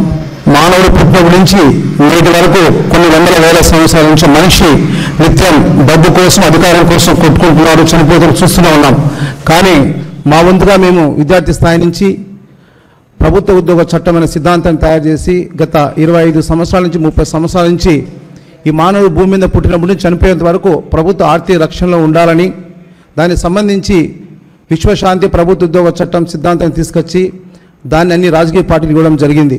ఈ మధ్యనే పుంగనూరు ఎమ్మెల్యేగా పోటీ చేసినటువంటి డాక్టర్ మురళీ యాదవ్ గారు తేజస్వి యాదవ్ గారికి తెలియజేసి ఈ యొక్క ప్రభుత్వ ఉద్యోగ చట్టం సిద్ధాంతాన్ని అమలు చేస్తే ఖచ్చితంగా మీ పార్టీ గెలుస్తుందని చెప్పడం జరిగింది. ఇప్పుడు బీహార్ ఎలక్షన్లో తేజస్వి యాదవ్ గారు మొట్టమొదటిసారిగా ప్రపంచంలో ప్రతి కుటుంబానికి ఒక ప్రభుత్వ ఉద్యోగం ఇస్తాము, నన్ను సీఎం చేయండి అని చెప్పి ప్రజలకు హామీ ఇవ్వడం జరిగింది. ఈ నేపథ్యంలో తేజస్వి యాదవ్ గారికి ప్రత్యేక ధన్యవాదాలు తెలియజేసుకుంటున్నాము. ఇంతవరకు ప్రపంచంలో ఏ రాజకీయ నాయకుడు కూడా ప్రతి ఇంటికి గవర్నమెంట్ జాబ్ ఇస్తామని చెప్పలేదు. కానీ ఒక యువకుడు 30 సంవత్సరాల దేశభక్తి నాయకుడు తేజస్వి యాదవ్ గారు బీహార్లో ప్రతి కుటుంబానికి ప్రభుత్వ ఉద్యోగం ఇస్తాము అని ఖచ్చితంగా చట్టం చేస్తామని చెప్పడం జరిగింది. ఆ చట్టాన్ని మేము కనుక్కొని గత 20 సంవత్సరాలుగా దాని మీద వర్క్ చేసి దేశంలో అన్ని రాజకీయ పార్టీలు ఇవ్వడం జరిగింది. మొట్టమొదటిసారిగా బీహార్లో కాబో ముఖ్యమంత్రి తేజస్వి యాదవ్ గారు ఈ యొక్క మేము కనుక్కున్న ప్రభుత్వ ఉద్యోగ చట్టం సిద్ధాంతాన్ని అమలు చేస్తున్నారు. అందుకోసం వారికి ప్రత్యేక అభినందనలు, ధన్యవాదాలు తెలియజేసుకుంటున్నాము. ఖచ్చితంగా ఆయన బీహార్ ఓట్లన్నీ కూడా రాబో రోజుల్లో యువత నిరుద్యోగులందరూ ఓట్లు వేసి గెలిపించాలని కోరుకుంటున్నాము. అదేవిధంగా నిజంగా ఈ దేశం మీద ప్రపంచం మీద రాజకీయ నాయకుల అభిమానం ఉంటే మీరు గమనించండి, ఈ దేశంలో ఈ ప్రపంచంలో ఉన్నటువంటి ప్రెసిడెంట్లు, ప్రధానమంత్రులు, ముఖ్యమంత్రులు, ఎమ్మెల్యేలు, ఎంపీలు అందరూ గవర్నమెంట్ జీతాలు తీసుకుంటారు. కానీ ప్రజలకు మాత్రము కాంట్రాక్ట్, అవుట్సోర్సింగ్, ప్రైవేట్ ఉద్యోగాలని వాళ్ళ జీవితాలను నాశనం చేస్తున్నారు. కాబట్టి ఒకటే మాట చెప్తున్నాం, ఈ కూటమి ప్రభుత్వం కావచ్చు, ఈ దేశంలో రాజకీయ పార్టీలు కావచ్చు, బీజేపీ పార్టీ కావచ్చు, ఏ పార్టీ కావచ్చు, తెలుగుదేశం కావచ్చు, జనసేన కావచ్చు, కాంగ్రెస్ పార్టీ కావచ్చు, ఏ పార్టీని కావచ్చు, నిజంగా ఈ దేశం మీద మీకు చిత్తశుద్ధి ఉంటే, ఈ దేశం అభివృద్ధి చెందాలని కోరుకుంటే, ప్రజలు సంతోషంగా జీవించాలని కోరుకుంటే మీరు కూడా తక్షణం ప్రభుత్వ ఉద్యోగ చట్టాన్ని అమలు చేసి ఈ భారతదేశంలో ప్రతి కుటుంబానికి ఒక ప్రభుత్వ ఉద్యోగం ప్రతిపాదారంగా 100% రిజర్వేషన్తో ప్రైవేట్ సెక్టార్లో పనిచేసిన గవర్నమెంట్ జీతమే ఇవ్వాలని, రొటేషన్ ప్రకారం జాబ్ ఇవ్వాలని మేము అన్ని పార్టీలు డిమాండ్ చేస్తున్నాం. ఆఖరి బాణం ప్రతి ఇంటికి ఒక ప్రభుత్వ ఉద్యోగం అనేది ఆఖరి బాణం. ఈ ఆఖరి బాణం సంధించినటువంటి ఇవాళ తేజస్వి యాదవ్ బీహారీ నేత, ఆయన యొక్క వేసిన ప్రభుత్వ ఉద్యోగ చట్టం అనే ఒక విషయం, ఒక బాంబు ఇవాళ ప్రపంచంలో పేలింది. రాబో రోజుల్లో మీడియా వాళ్ళు కూడా గవర్నమెంట్ ఎంప్లాయీస్ అయిపోతున్నారు. ఎందుకంటే ప్రైవేట్ సెక్టార్లో పనిచేసిన గవర్నమెంట్ జీతమే అడుగుతున్నాం, ఎవరిని అడుక్కోని అవసరం లేదు. ఇది చాలా బాధాకర విషయం. దేశ ప్రధాని గవర్నమెంట్ జీతం తీసుకుంటున్నాడు, వందల వేల కోట్ల ఎమ్మెల్యేలు, ఎంపీలు గవర్నమెంట్ జీతాలు తీసుకుంటున్నారు. తక్షణం ప్రభుత్వ ఉద్యోగ చట్టాన్ని కూటమి ప్రభుత్వం అమలు చేయాలి. లేని పక్షంలో మీరు మీ పదవులకు రాజీనామా చేయండి. ఇకనైనా ఈ భారతదేశాన్ని, ఈ ప్రపంచాన్ని ప్రభుత్వ ఉద్యోగ చట్టంతో కాపాడాలని, ప్రజలు సంతోషంగా జీవించడానికి మీరు ఒప్పుకోవాలని మరొకసారి తెలియజేసుకుంటూ, తేజస్వి యాదవ్ గారికి ఒక దేశభక్తి నాయకుడు, యువకుడు, మొట్టమొదటిసారిగా ఈ ప్రపంచంలో నిరుద్యోగ సమస్యకు శాశ్వత పరిష్కారంగా మేము తీసుకొచ్చిన ప్రభుత్వ ఉద్యోగం చట్టం అనే సిద్ధాంతాన్ని తీసుకొని ప్రతి కుటుంబానికి ఒక ప్రభుత్వ ఉద్యోగం ఇస్తామని ప్రకటించడం జరిగింది. కాబట్టి ఈ విషయాన్ని మేము మరొకసారి మీడియా ద్వారా ఈ దేశాన్ని ప్రపంచం తెలియజేసుకుంటున్నాము. దయవుంచి మీడియా వాళ్ళు సహకరించి ఈ ప్రభుత్వ ఉద్యోగ చట్ట సిద్ధాంతాన్ని అందరూ తెలియజేయాలని కోరుకుంటున్నాము. ఒకసారి 2 మాటలు ఇంగ్లీష్లో మాట్లాడేస్తే నేను ముగిస్తాను. Respected my dear political leaders, please follow the Government Job Act 3. We are founded Government Job 3 since 25 years. We fight for every family needs one government job. First time announced the Mr. Tejasvi Yadav in a Bihar election. He is the oath for given to the people. Every family give one government job. After winning, after Chief Minister Tejasvi Yadav, one government job every family. This is Government Job 3 follows immediately. And Narendra Modi garu and Chandrababu sir, please immediately put the bill, give your family one government job. This is our demand. Thank you. Tirumala శ్రీవారి భక్తులకు ఆరోగ్య ప్రదాయనిగా 7 కొండలలోని తేనెను సప్తామృతంగా సిద్ధం చేసి ఆరోగ్యానికి అమృతంగా వెంకన్న ప్రసాదంగా విక్రయిస్తే శ్రీవారి లడ్డూ కీర్తిని మించిన ఘన కీర్తిని సప్తామృతం సాధిస్తుందని, తన వద్ద ఉన్న ఫార్ములాను అమలు చేయాలంటూ శాస్త్రవేత్త డాక్టర్ చెన్నకేశవరెడ్డి బుధవారం తిరుపతి ప్రెస్ క్లబ్లో రాష్ట్ర ప్రభుత్వాన్ని కోరారు. మిత్రులకు అందరికీ నమస్కారం అండి. మీడియా మిత్రులకు అందరికీ నమస్కారము. నా పేరు doctor S PhD food technology, Sri Venkateswara university Tirupati నుంచి కంప్లీట్ చేయడం జరిగింది. Under the guidance of doctor K V Sucharitha. ఇప్పుడు నేను ఈ ప్రెస్ మీట్ పెట్టడానికి మెయిన్ ఉద్దేశం ఏమనగా, నేను ఒక రీసెర్చర్గా, ఒక ఎన్విరాన్మెంటల్ యాక్టివిస్ట్గా కొన్ని రాష్ట్రానికి సంబంధించినటువంటి వివిధ అంశాలపైన, ఇష్యూలపైన, సమస్యలపైన రీసెర్చ్ చేయడం జరిగింది. అందులో 5 రకాల పేటెంట్స్ కూడా అప్లై చేయడం జరిగింది. 5 నెంబర్స్ టోటల్ 5 నెంబర్లకు పేటెంట్ అప్లై చేయడం జరిగింది. ఇందులో భాగంగా ఫస్ట్ మనకు రాష్ట్రంలో ఇంతకుముందు మనం అంతా ఫేస్ చేసాం కరోనా సమస్య. ఈ సమస్య మళ్ళీ రాదనేది గ్యారంటీ లేదు. రేపు మళ్ళీ ఇటువంటి వైరస్లు, ఇటువంటి సమస్యలు వచ్చేదానికి అవకాశం ఉన్నది. దానికి ఎన్ని రకాల వ్యాక్సిన్లు వేసుకుంటాము మనము, ఎన్ని రకాల మందులు తయారు చేస్తాము అనేది పెద్ద సమస్యగా ఉండదు. దానికి సొల్యూషన్ అనేది మన తిరుపతిలోనే, అందులో తిరుమలలోనే మన దగ్గర ఉన్నది. దానిపైన రీసెర్చ్ చేయడం జరిగింది. ఆ రీసెర్చ్ చేసి దానికి ఒక పేరు పెట్టడం జరిగింది. దాని పేరు శ్రీనివాస సప్తామృతం. శ్రీనివాస సప్తామృతం అనగా ఏమంటే కనుక తిరుమలలో ఉండేటటువంటి 7 కొండల్లో 7 చోట్ల హనీ ప్రొడక్షన్ యూనిట్లు ఎస్టాబ్లిష్ చేసి ఆ వచ్చేటటువంటి హనీని స్వామివారి ప్రసాదంగా డిస్ట్రిబ్యూట్ చేయాలనేది కాన్సెప్ట్. ఎందుకనగా ఇలాంటి వైరస్ కండిషన్స్ను ఇలాంటివి రేపు భవిష్యత్తులో రాకపోకుండా ఆ ప్రసాదమే ఒక ఔషధంగా, రెమెడీగా ఉపయోగపడుతుంది అనేది మేము సైంటిఫిక్గా ప్రూవ్ చేయబోతున్నాం కూడా. ఆల్రెడీ మనకు ఉన్నటువంటి లిటరేచర్ ప్రకారము, ఉన్నటువంటి డేటా ప్రకారము తిరుమలలో దొరికేటటువంటి మొక్కలు కానీ, ఆ తర్వాత పుష్పాలు కానీ, వాటి నుంచి వచ్చేటటువంటి పదార్థాలు కానీ అత్యంత ఎక్కువ స్థాయిలో ఔషధ విలువలు కలిగి ఉంటాయని ఎప్పుడో ప్రూవ్ చేయడం జరిగింది. అదే ఈ తేనెటీగల ద్వారా ఆ ఔషధ విలువలను గ్రహించి అది తేనెటీగలు ఏం చేస్తాయంటే కనుక ఆ తేనెలో కూడా నిక్షిప్తం చేస్తాయి.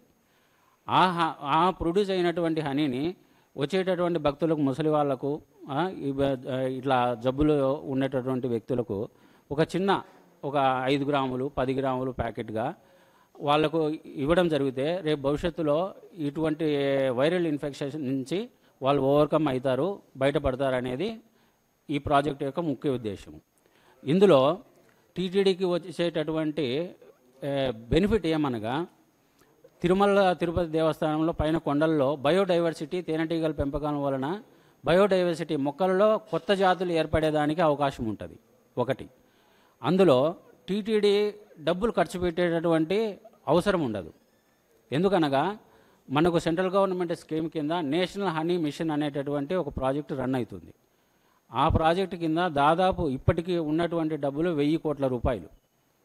ఆ 1000 కోట్లలో మనం ఒక 50 కోట్ల రూపాయలు డబ్బులు తీసుకున్నా కానీ, ఒక ప్రాజెక్టు రూపంలో సబ్మిట్ చేసినా కానీ ఒక 50 కోట్లు డబ్బులు తీసేసుకునేసి దాన్ని ఉపయోగించేసుకునేసి మనము 7 చోట్ల హనీ ప్రొడక్షన్ యూనిట్లు ఎస్టాబ్లిష్ చేయొచ్చు. ఆ హనీని మనము ఎంతో కొంత రేటుకి అమ్ముతాం కాబట్టి తిరిగి భక్తులకు ఆ డబ్బులు రిటర్న్ బ్యాక్ అవుతాయి కాబట్టి రివాల్వింగ్ ఫండ్గా దాన్ని ఉపయోగించుకోవచ్చు. అందులో టీటీడీకి వచ్చేటటువంటి నష్టం ఏమీ లేదు. దాంతోపాటు మనకు ఫారెస్ట్ డిపార్ట్మెంట్ వాళ్ళు కొంచెం ఇబ్బంది పెట్టవచ్చు. ఏమంటే కనుక ఫారెస్ట్ ఏరియా కాబట్టి మీరు యాక్టివిటీస్ చేయవద్దు, కమర్షియల్ యాక్టివిటీ చేయకూడదు అనేది ఒక కాన్సెప్ట్ వాళ్ళు అరేంజ్ చేసేటటువంటిది అవకాశం ఉన్నది. దానికి సమాధానంగా ఏమంటే కనుక నాన్ ఫారెస్ట్ ఏరియాలో మనము ఈ కల్టివేషన్ చేయొచ్చు. ఓకే, అంటే కనుక మనము గిరి ప్రదక్షిణ అంటారు కదా, మనం 7 కొండల గిరి ప్రదక్షిణ తీసుకుంటే కనుక ఆ మొత్తం చంద్రగిరి మండలము, ఇట్లా బాక్రాపేట ఇలాంటి మండలాలన్నీ కవర్ చేస్తూ 7 చోట్ల మనము ఈ హనీ ప్రొడక్షన్ యూనిట్లు ఎస్టాబ్లిష్ చేసి ఆ హనీని కలెక్ట్ చేసేసి స్వామివారి ప్రసాదంగా ఇవ్వాలనేటటువంటిది ఒక కాన్సెప్టు. అందులో ఇంకొకటి బెనిఫిట్ ఏమంటే జిఐ ట్యాగ్ అంటారు, జియోగ్రాఫికల్ ఇండికేషన్, అంటే ఒక పేటెంట్ హక్కు. మన తిరుమలలో ప్రొడ్యూస్ చేసేటటువంటి హనీకి రేపు ప్రపంచవ్యాప్త గుర్తింపు వస్తుంది. దానితోపాటు ఏంటంటే కనుక జియోగ్రాఫికల్ ఇండికేషన్ ట్యాగ్ మన తిరుమల లడ్డీకి ఎలా ఉన్నదో అట్లా తిరుమల హనీకి రాగలదు అని చెప్పేసి కోరుకుంటున్నాం. ఇది ఒక ప్రాజెక్టు. దీనిపైన ఏమన్నా మీడియా మిత్రులు ఏదైనా అడగాలంటే కనుక నేను ఓకే. ఆల్రెడీ శ్రీ వెంకటేశ్వర యూనివర్సిటీలోనే రీసెర్చ్ చేసినాము, ఇక్కడి నుంచి అప్లై చేశాము. దాంతోపాటు ఊరికే గ్రాంట్ అవ్వలేదు, ఇతర దేశాల వాళ్ళు మెక్సికో లాంటి కంట్రీస్ మన మీద కేసేశారు. కేసేసి మేము ఇట్లా ఎందుకు మీరు అది చేస్తున్నారు, ఇది మా ప్రాసెస్, ఇది మా టెక్నాలజీ, ఇలాంటి రకరకాలైనటువంటి క్వైరీస్ అడిగి వైస్ ఛాన్సలర్ మీటింగ్ పెట్టి ఆ తర్వాత వచ్చి ప్రొఫెసర్ల కమిటీ వేసి అన్ని క్లియరెన్స్ వచ్చిన తర్వాత ఇచ్చినటువంటి గ్రాంట్ సర్టిఫికెట్స్ 4 గ్రాంట్ సర్టిఫికెట్స్, మనకు 4 రకాలైనటువంటి పేటెంట్ సర్టిఫికెట్లు మనకు శ్రీ వెంకటేశ్వర యూనివర్సిటీ నుంచి మన దగ్గర ఉన్నాయి. ఈ టెక్నాలజీని మనం ప్రభుత్వానికి ఉపయోగపడే విధంగా ప్రభుత్వానికి ఇవ్వాలనేటటువంటిది నా ఉద్దేశం.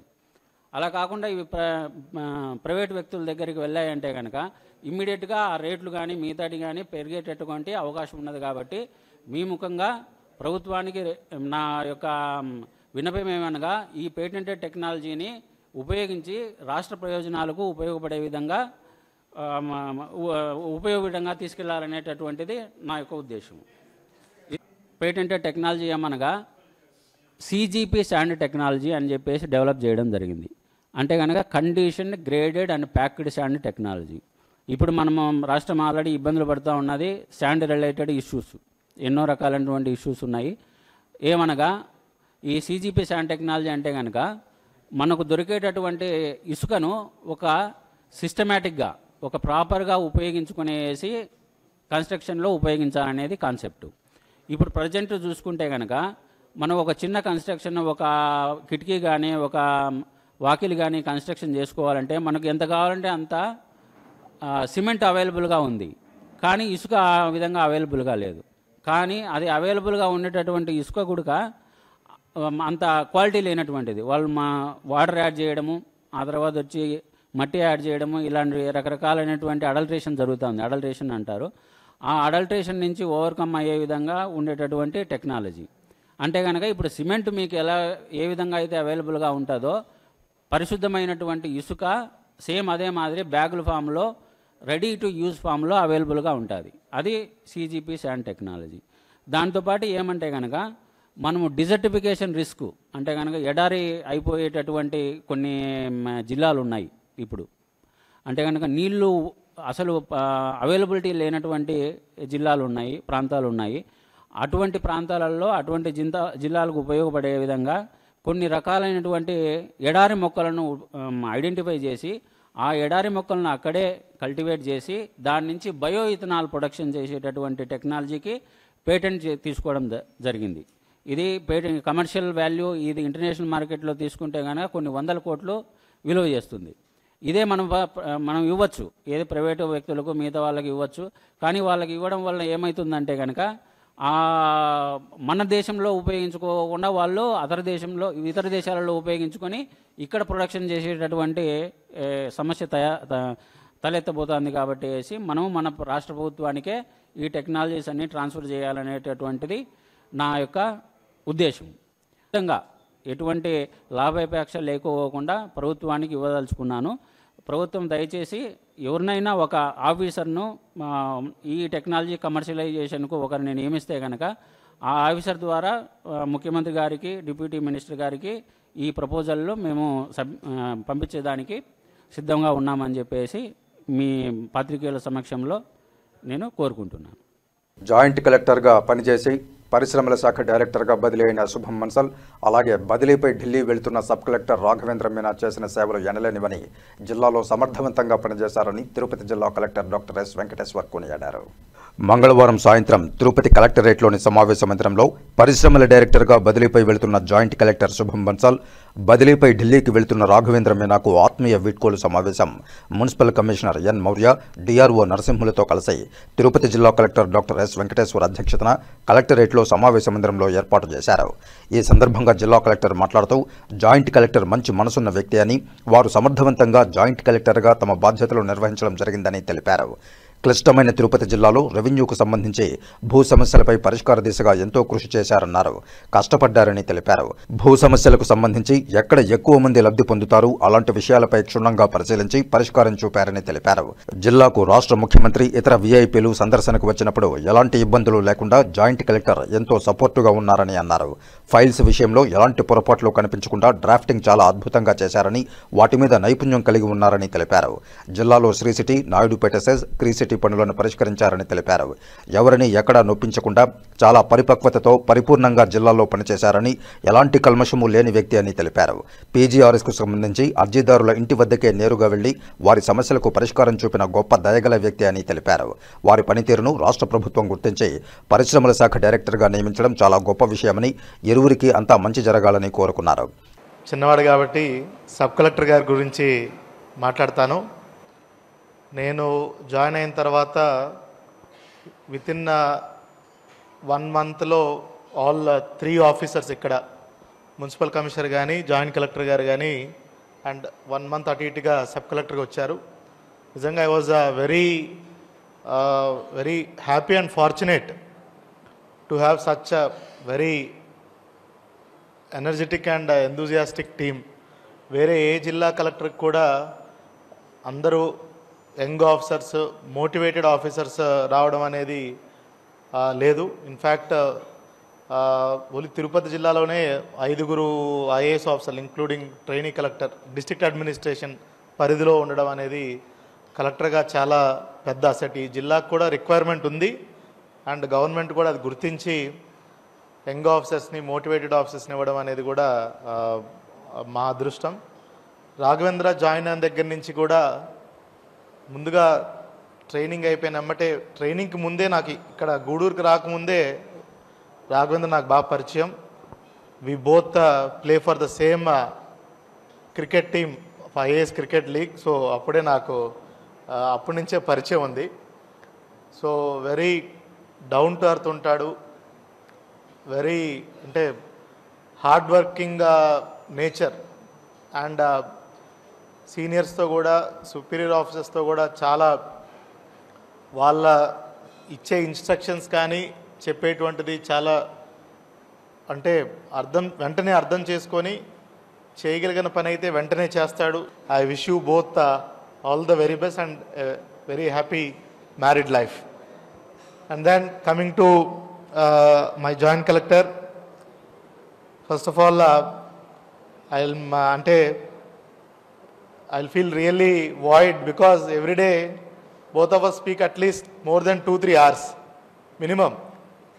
Various issues మీద at least I'll be calling some 10-15 times. అదేవిధంగా ఎక్కడ కూడా డిఆర్ఓ గారు చెప్పినట్టు ఎవరిని అరవడం కానీ తిట్టడం కానీ నేను అయితే వినలేదు, నేను చూడలేదు.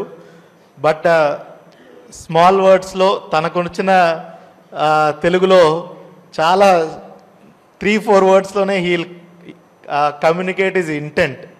అంటే ఐఎమ్ అప్సెట్ అని, నేను కోపంగా ఉన్నానా, నేనుగా తను ఉన్నాననేది చాలా క్లియర్గా మొహం మీద చెప్పేస్తాడు, మొహం మీద చెప్తాడు. So that is an art. ఎవరిని ఏమి నొప్పించకుండా, తిట్టకుండా చెప్పడం అనేది కూడా ఒక మంచి ఇదే. So but that is another good quality. And maturity levels also are very very అంటే too high.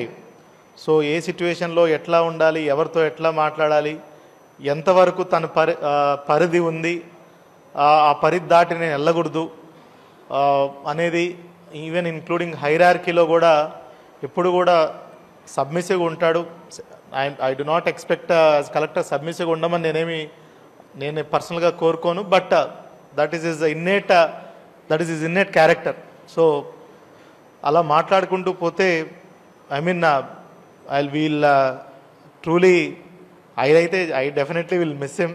So very good మనసున్న వ్యక్తి కూడా. అది మీ అందరు కూడా మీకు చూసుంటారు. అంటే ఎక్కడ కూడా కల్మషం లేని మనసు, సేమ్ టైం వర్క్ చేస్తూ స్ట్రిక్ట్గా మెసేజ్ పంపిస్తూ అండ్ దెన్ అంటే టు హిస్ సాఫ్ట్ నేచర్, సింపథెటిక్గా ఆలోచించడం, ఎంపతి ఉండడం అనేది very rare quality. So it was really అంటే my pleasure working with you Shubham. All of us will dearly miss you. You have done excellent services for the district. Really people will remember you for a very very long time. I know that many PGRS petitions you have directly gone to their house. PGRS petitions వాళ్ళ ఇంటికి సొంతంగా వెళ్ళారు, చాలామంది officers వెళ్ళలేదు.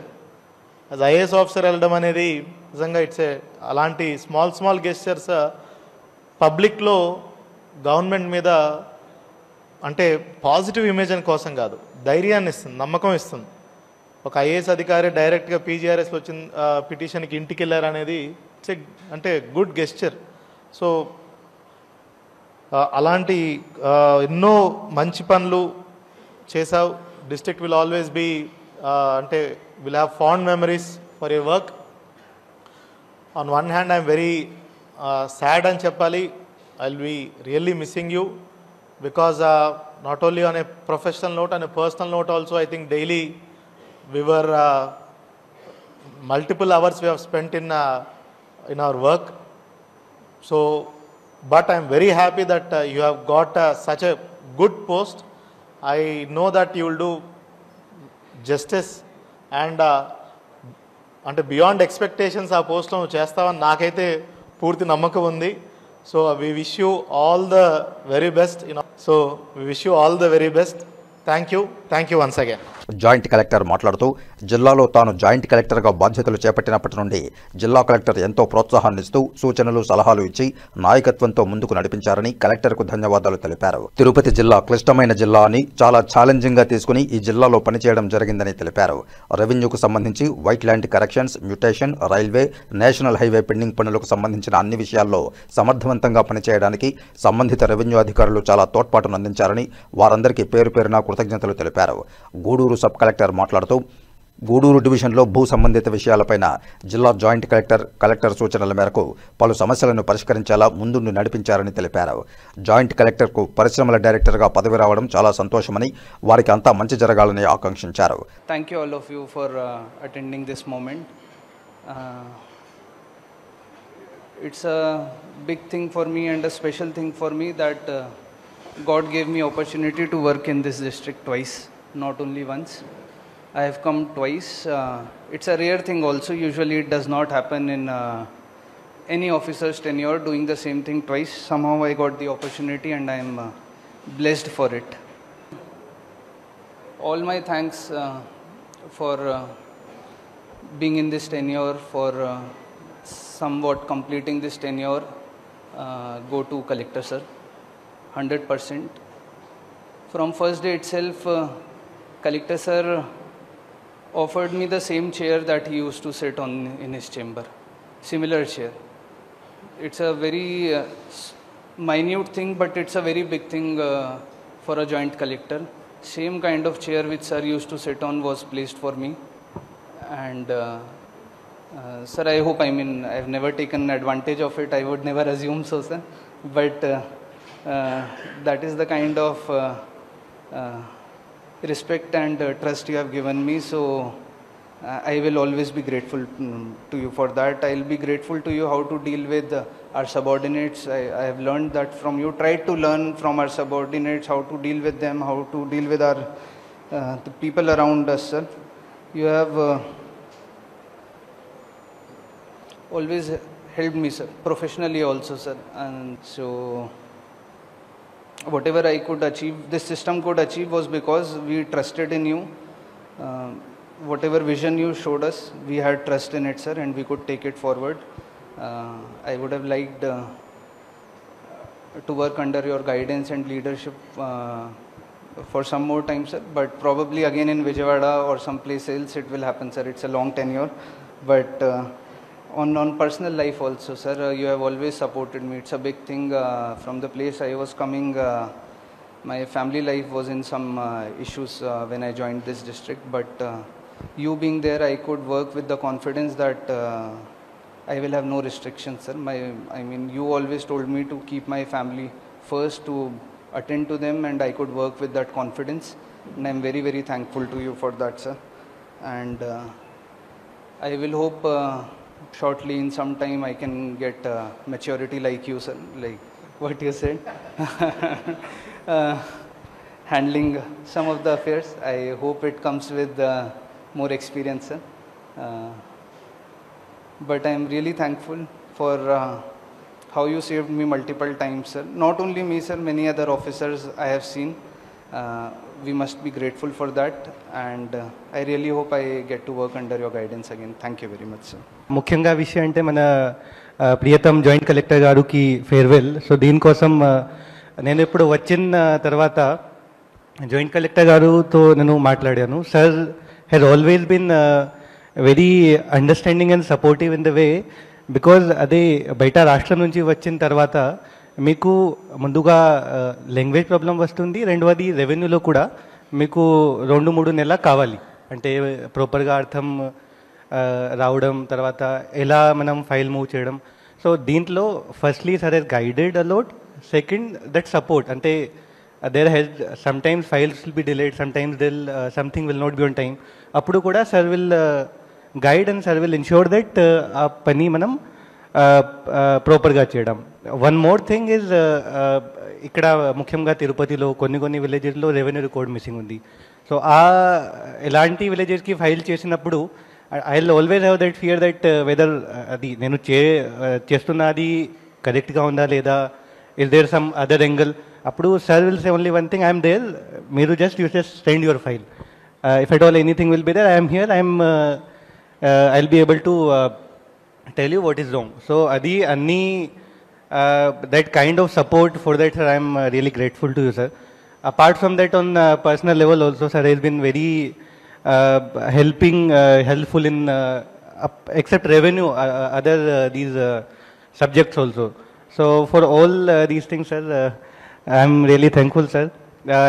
You are now going on a very good post sir, Director Industries. For that also, for this promotion also sir, I wish you hearty congratulations sir.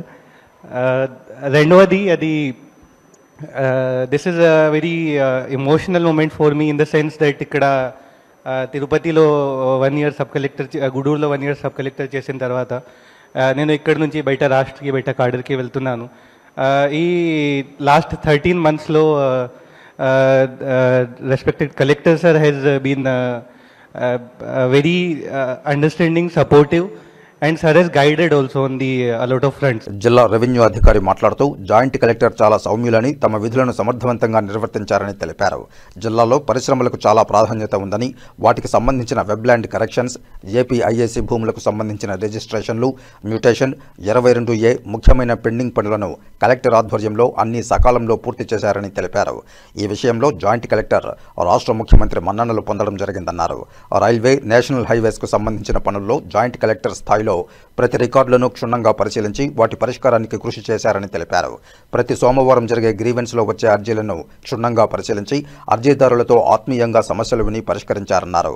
Joint కలెక్టర్గా శుభం మన్సల్, Gudur sub కలెక్టర్గా రాఘవేంద్ర మీనా ఇరువురు ఇతర రాష్ట్రాలకు చెందిన వారని, మన రాష్ట్రంలో మన జిల్లాలో పనిచేస్తూ మన తెలుగు వారితో మమేకమై పీజీఆర్ఎస్కు సంబంధించిన అర్జీల పరిష్కారానికి చాలా కృషి చేశారని తెలిపారు. పరిశ్రమల డైరెక్టర్గా బదిలీపై వెళుతున్న జాయింట్ కలెక్టర్, బదిలీపై ఢిల్లీకి వెళ్లనున్న సబ్ కలెక్టర్ రాఘవేంద్ర మీనా ఇంకా ఉన్నత స్థాయిలో ముందుకు వెళ్లాలని భగవంతుని ప్రార్థిస్తున్నారని తెలిపారు. అనంతరం joint collector, Gudur sub collector దంపతులను జిల్లా కలెక్టర్, మున్సిపల్ కమిషనర్, డిఆర్ఓ, ఆర్డీఓలు, తహసీల్దార్లు, పలువురు అధికారులు ఘనంగా సన్మానించారు.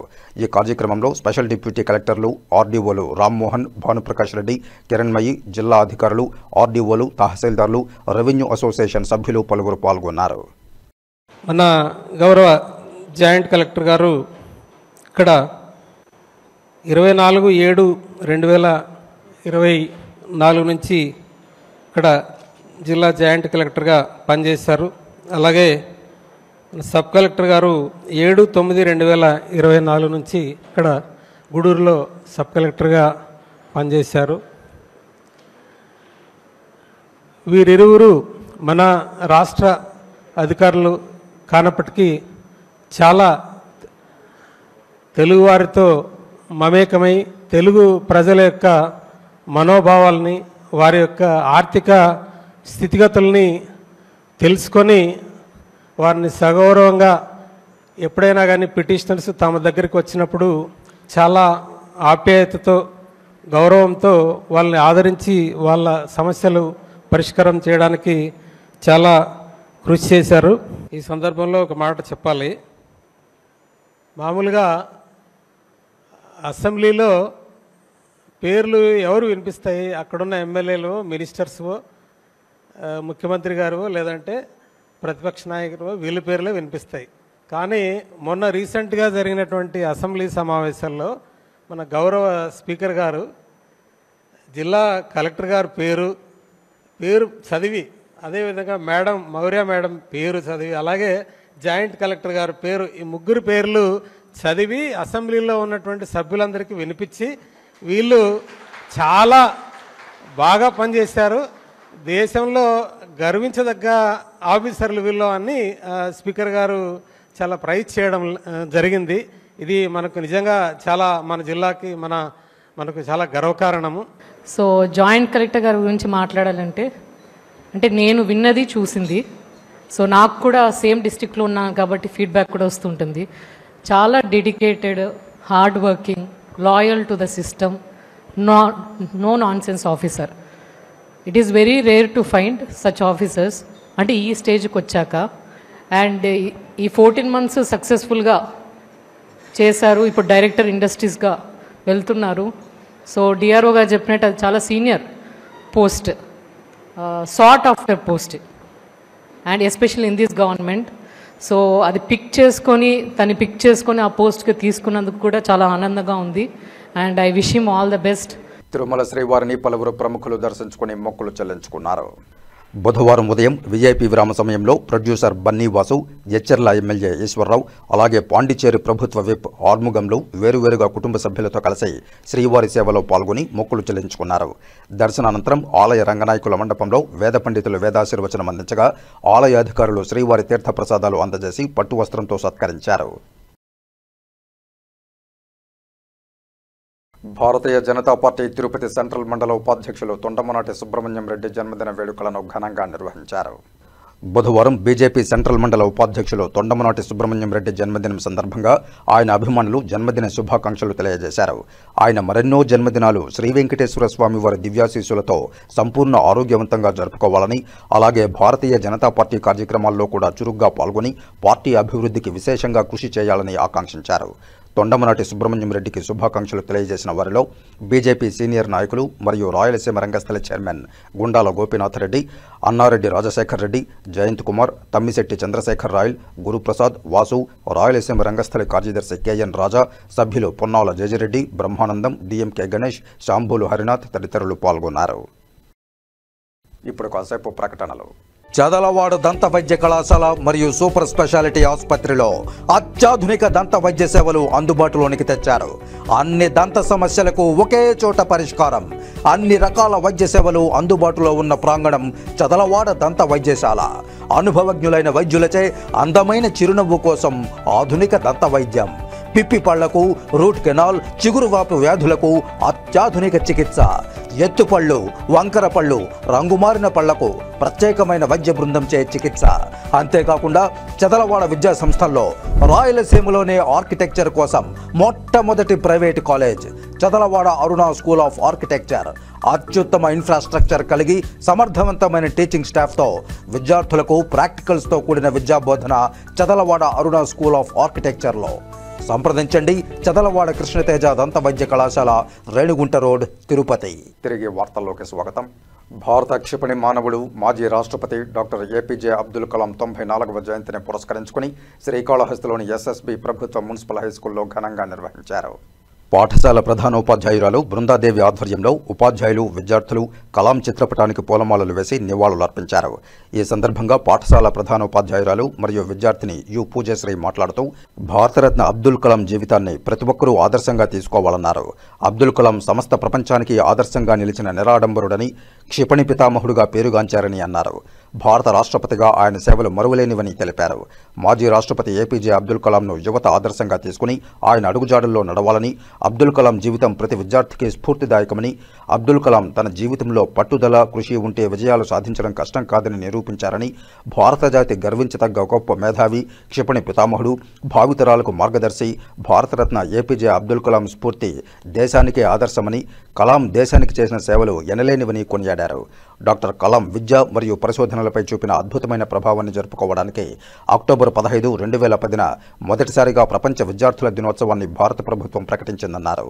ఈ రోజు సమాజాన్ని మార్చగల విద్యార్థుల సామర్థ్యంపై దృష్టి పెడుతోందని, కలాం భారతదేశ క్షిపణి అభివృద్ధి కార్యక్రమాలు మరియు పోఖ్రాన్ 2 అణు పరీక్షల్లో ఆయన కీలక పాత్ర పోషించారని, దీనివల్ల ఆయనకు క్షిపణి మనిషి అనే పేరు వచ్చిందని, కానీ రక్షణ మరియు అంతరిక్ష పరిశోధనల్లో ఆయన విజయాలకు మించి కలాం హృదయపూర్వకంగా ఉపాధ్యాయుడని, విద్యార్థులతో ఆయన సంభాషణలు ఎల్లప్పుడూ హృదయపూర్వకంగా ఉండేవని, ఏ దేశ భవిష్యత్తునైనా రూపొందించడానికి విద్య అత్యంత శక్తివంతమైన సాధన అని ఆయన ఎల్లప్పుడూ ప్రసంగించేవారని తెలిపారు.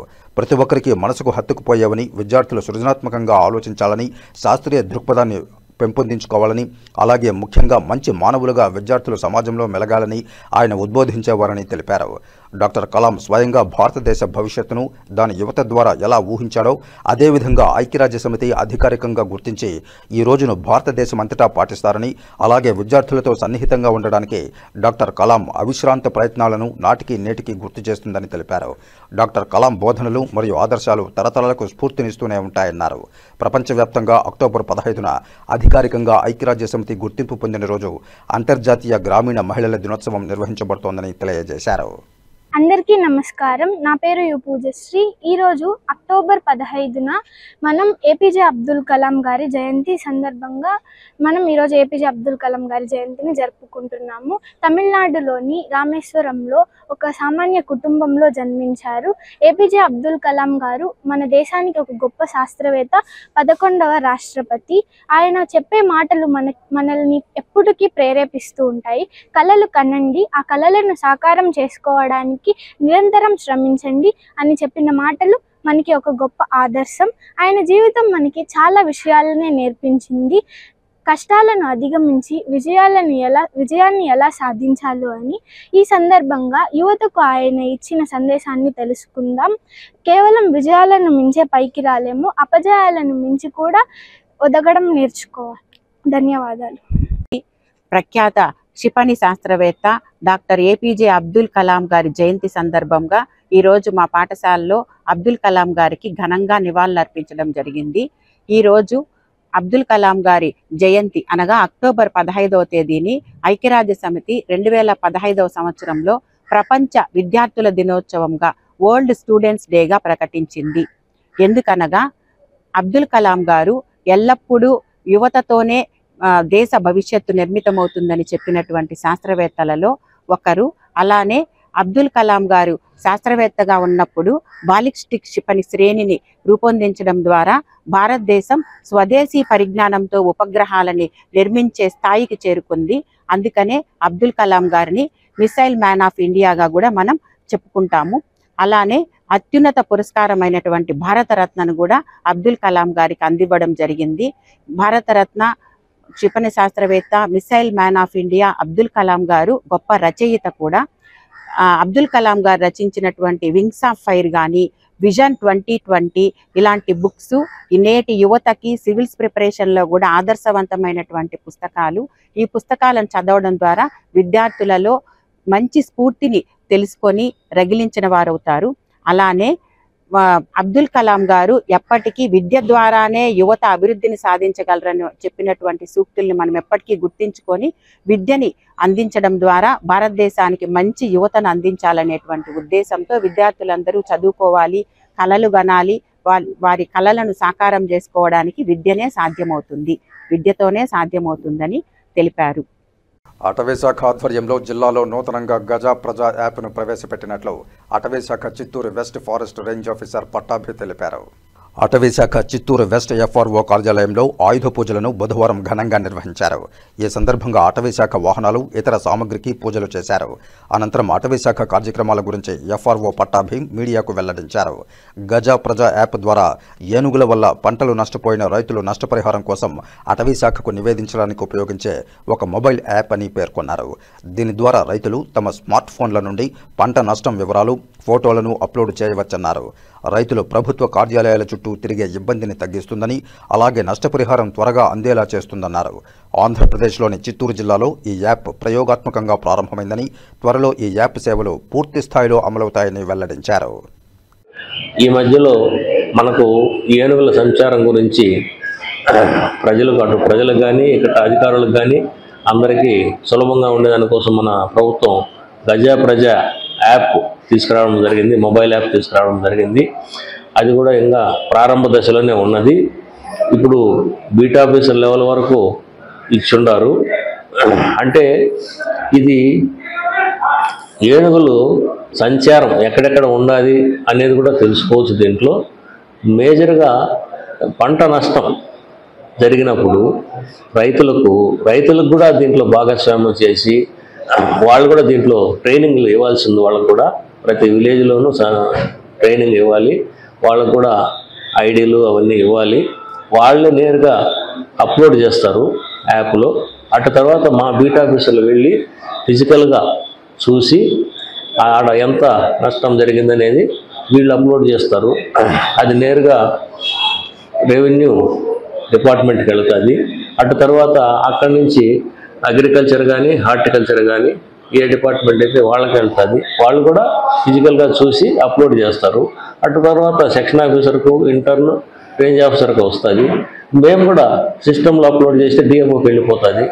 జస్ట్ ఒక క్లిక్తో డిఎఫ్ఓ గారు నిధులను బట్టి వెంటనే వాళ్ళ అకౌంట్కి డబ్బులు పడిపోతాయి. అంటే ఈ కాల వ్యవధి మనకు ఆలస్యం కాకుండా తొందరగా రైతులకు నష్టపరిహారం కలిగించి ఇవ్వాలి. ప్లస్ యాక్యురేట్గా అన్నీ చూడాలి.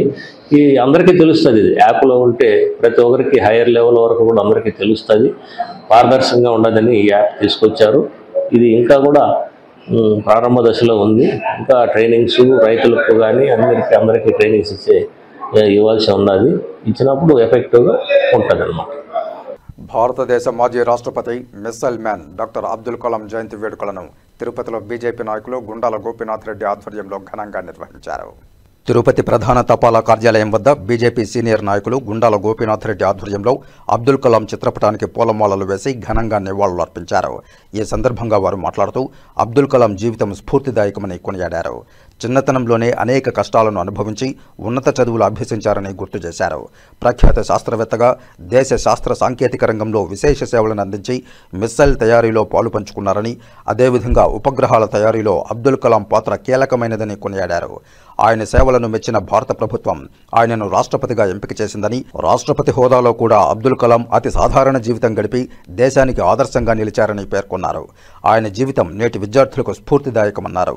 ఈ కార్యక్రమంలో బీజేపీ రాష్ట్ర మాజీ కార్యవర్గ సభ్యులు గుండాల గోపీనాథ్ రెడ్డి, బీజేపీ తిరుపతి సెంట్రల్ మండల ఉపాధ్యక్షులు తొండమనాటి సుబ్రహ్మణ్యం రెడ్డి, బీజేపీ నాయకులు తాతయ్యగుంట గంగమ్మ దేవాలయం పాలక మండలి సభ్యులు తమ్మిశెట్టి చంద్రశేఖర్ రాయల్, బీజేపీ నాయకులు జయంత్ కుమార్, అన్నారెడ్డి రాజశేఖర్ రెడ్డి, గురునాథ్, కృష్ణ, వాసు, గురుప్రసాద్, పురోహితుడు సురేష్ స్వామి, రంగస్థల కార్యదర్శి కేఎన్ రాజా, టీడీపీ నాయకులు శాంబోలు హరినాథ్, రంగస్థల నటులు పొన్నాల జయజరెడ్డి, బ్రహ్మానందరెడ్డి, కన్నెప్పగారి కేశవరెడ్డి తదితరులు పాల్గొన్నారు.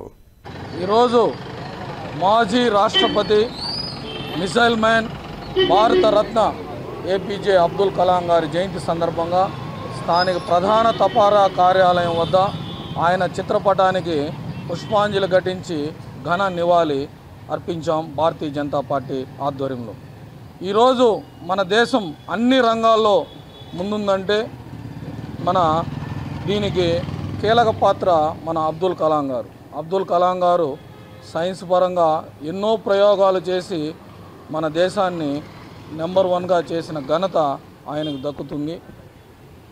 ముఖ్యంగా అబ్దుల్ కలాం గారికి చదువు అంటే చాలా ఇష్టం. పిల్లలకు చదువు చెప్పడం అంటే అమితమైన ఇష్టం. తుది శ్వాస కూడా పిల్లలకు చదువు చెప్తానే తుది శ్వాస విడిచిన మహనీయుడు మన అబ్దుల్ కలాం గారు.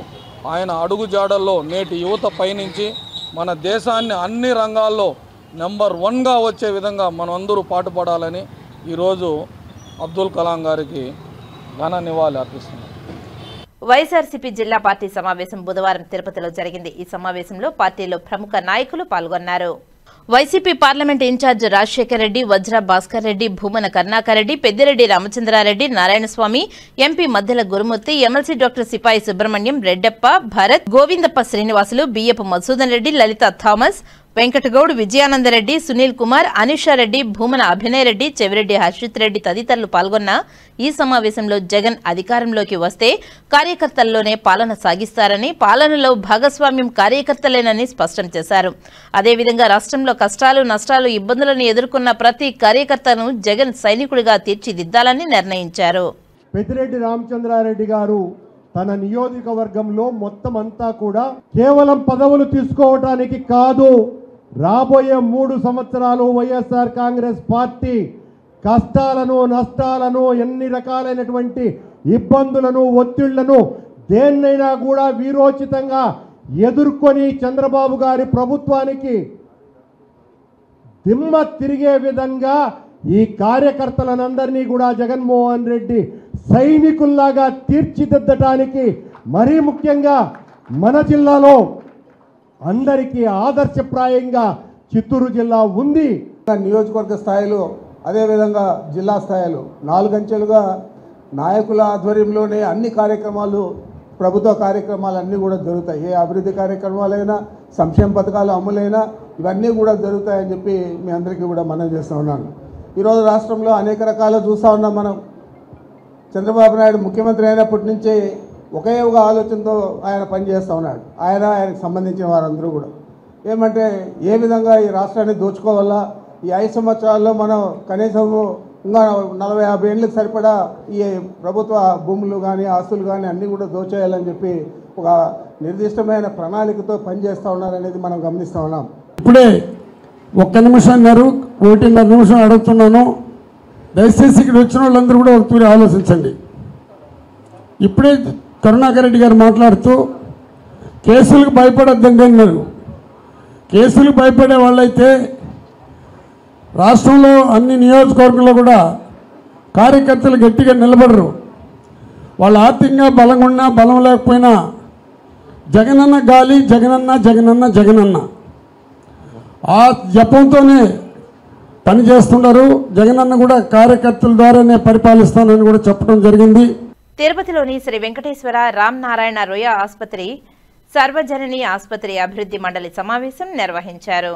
బుధవారం తిరుపతి జిల్లా కలెక్టర్ డాక్టర్ ఎస్ వెంకటేశ్వర ఆధ్వర్యంలో జరిగిన ఈ సమావేశానికి శాసనసభ్యులు ఆరణి శ్రీనివాసులు హాజరయ్యారు. వీరితో పాటు మండల సభ్యులైన లక్ష్మీపతి, కాజా మొహిద్దీన్, కరణం సందీప్ తో పాటు సూపరింటెండెంట్ డాక్టర్ రాధా మరియు SV medical college principal doctor Ravi Prabhu హాజరయ్యారు. ఈ సమావేశంలో సుమారు 2 కోట్ల రూపాయల పైచిలుకు వ్యయంతో రొయ్య ఆసుపత్రి అభివృద్ధికి పలు కార్యక్రమాలకు కమిటీలు ఆమోదించారు. వీటిలో ప్రధానంగా పోస్ట్ ఆపరేటివ్ వార్డులో లీకేజీలు అరికట్టడానికి సుమారు 16.60 లక్షల రూపాయలు, టీబీ అండ్ సిడి మరియు ఈడీహెచ్ వార్డుల్లో 4 లక్షల రూపాయల వ్యయంతో అవసరమైన రిపేర్లు, మరో 10 లక్షల రూపాయల వ్యయంతో కొత్త బ్లాకుల్లో తగిన రిపేర్లు, మెయిన్ ఆపరేషన్ థియేటర్లో 2 లక్షల రూపాయల వ్యయంతో ఫ్లోరింగ్ కు అపాక్షి ట్రీట్మెంట్ చేయడం మరియు అత్యవసర విభాగంలో సెంట్రల్ ఎయిర్ కండిషన్ వ్యవస్థ ఆధునీకరణకు 11.5 లక్షల వ్యయంతో పనులు చేపట్టేందుకు ఆమోదం తెలిపారు. వీటితో తోడుగా మరో 45 లక్షల రూపాయల వ్యయంతో 3 అనస్థీషియా వర్క్ స్టేషన్లు, 75 లక్షల రూపాయల వ్యయంతో 5 వెంటిలేషన్ మరియు 15 లక్షల రూపాయల వ్యయంతో 5 మల్టీ థానల్ మానిటర్లు, చిన్నపిల్లల వార్డులో విద్యుత్ అంతరాయం ఏర్పడినప్పుడు ఇబ్బందిని అధిగమించేందుకు చిన్నపిల్లల అత్యవసర చికిత్సకు అంతరాయం కలగకుండా 24.50 లక్షల రూపాయల వ్యయంతో యూపీఎస్లను కొనుగోలు కమిటీలో ఆమోదించారు. వీటితో అవసరమైన నిధులను డాక్టర్ ఎన్టీఆర్ వైద్య సేవా ఫండ్స్ మరియు కాలేజీ డెవలప్మెంట్ సొసైటీ ఫండ్స్లను వినియోగించడానికి జిల్లా కలెక్టర్ డాక్టర్ ఎస్ వెంకటేశ్వర్ కమిటీలో ఆమోదించారు. అనంతరం సదరం క్యాంపులకు ఆర్థో విభాగానికి వస్తున్న పేషెంట్ల వసతి కోసం ప్రత్యేక ఓపీ సౌకర్యం మరియు వసతి ఏర్పాటు చేయాలని జిల్లా కలెక్టర్ డాక్టర్ వెంకటేశ్వర్ ఆదేశించారు. అదేవిధంగా ప్రత్యేకించి డయాలసిస్ పేషెంట్లకు పూర్తి స్థాయిలో మంచినీటి సరఫరాను అందించేందుకు ప్రస్తుతం నగరపాలక సంస్థ వారు సరఫరా చేస్తున్న 40,000 లీటర్ల నీటి పరిమాణాన్ని 1 లక్ష లీటర్ల వరకు పెంచి అందించే విధంగా తక్షణం చర్యలు తీసుకోవాల్సిందిగా సమావేశానికి హాజరైన మున్సిపల్ ఇంజనీరింగ్ అధికారులకు జిల్లా కలెక్టర్ వెంకటేశ్వర్ తగిన సూచనలు ఇచ్చారు.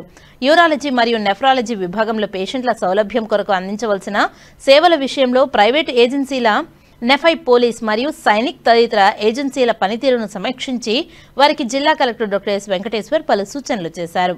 అత్యంత దయనీయ స్థితిలో ఉన్న డైట్ కిచెన్ బిల్డింగ్ ను ఆధునీకరించేందుకు ఏపీఎం ఎస్ఐడిసి అధికారులు 11.50 లక్షల రూపాయల వ్యయంతో ప్రతిపాదించి పలు అంశాలను జిల్లా కలెక్టర్ డాక్టర్ వెంకటేశ్వర్ సమావేశంలో క్షుణ్ణంగా చర్చించి ప్రతిపాదన అంశాలను పునర్సమీక్షించి ప్రతిపాదించిన వ్యయం మరింత ఎక్కువైనప్పటికీ డైట్ కిచెన్ బిల్డింగ్ యొక్క ఆవశ్యకతను దృష్టిలో పెట్టుకుని ప్రతిపాదనలో తగిన మార్పులు చేసి అత్యంత ఆధునీకరణ చేయాలని ఆదేశించారు. ముఖ్య అతిథిగా పాల్గొన్న తిరుపతి శాసనసభ్యులు ఆరణి శ్రీనివాసు మాట్లాడుతూ ఆసుపత్రి అభివృద్ధికి అవసరమైన ప్రతిపాదనలను ముందస్తుగా ఆసుపత్రి అధికారులు సిద్ధం చేసి తన దృష్టికి తీసుకువస్తే తన వంతుగా అనేక అభివృద్ధి కార్యక్రమాలు చేపట్టడానికి కృషి చేస్తానని తెలిపారు. ఈ సమావేశంలో పలువురు హెచ్ఓడీలు, విద్యార్థి సంఘాల ప్రతినిధులు, సంబంధిత అధికారులు పాల్గొన్నారు. సర్క్యులర్ ఎకానమీపై విస్తృత ప్రచారం చేయాలని, వ్యర్థమే వనరు సర్క్యులర్ ఎకానమీ ద్వారా పర్యావరణ పరిరక్షణ మన అందరి బాధ్యత అని ఆంధ్రప్రదేశ్ కాలుష్య నియంత్రణ మండలి చైర్మన్ కృష్ణయ్య తెలిపారు.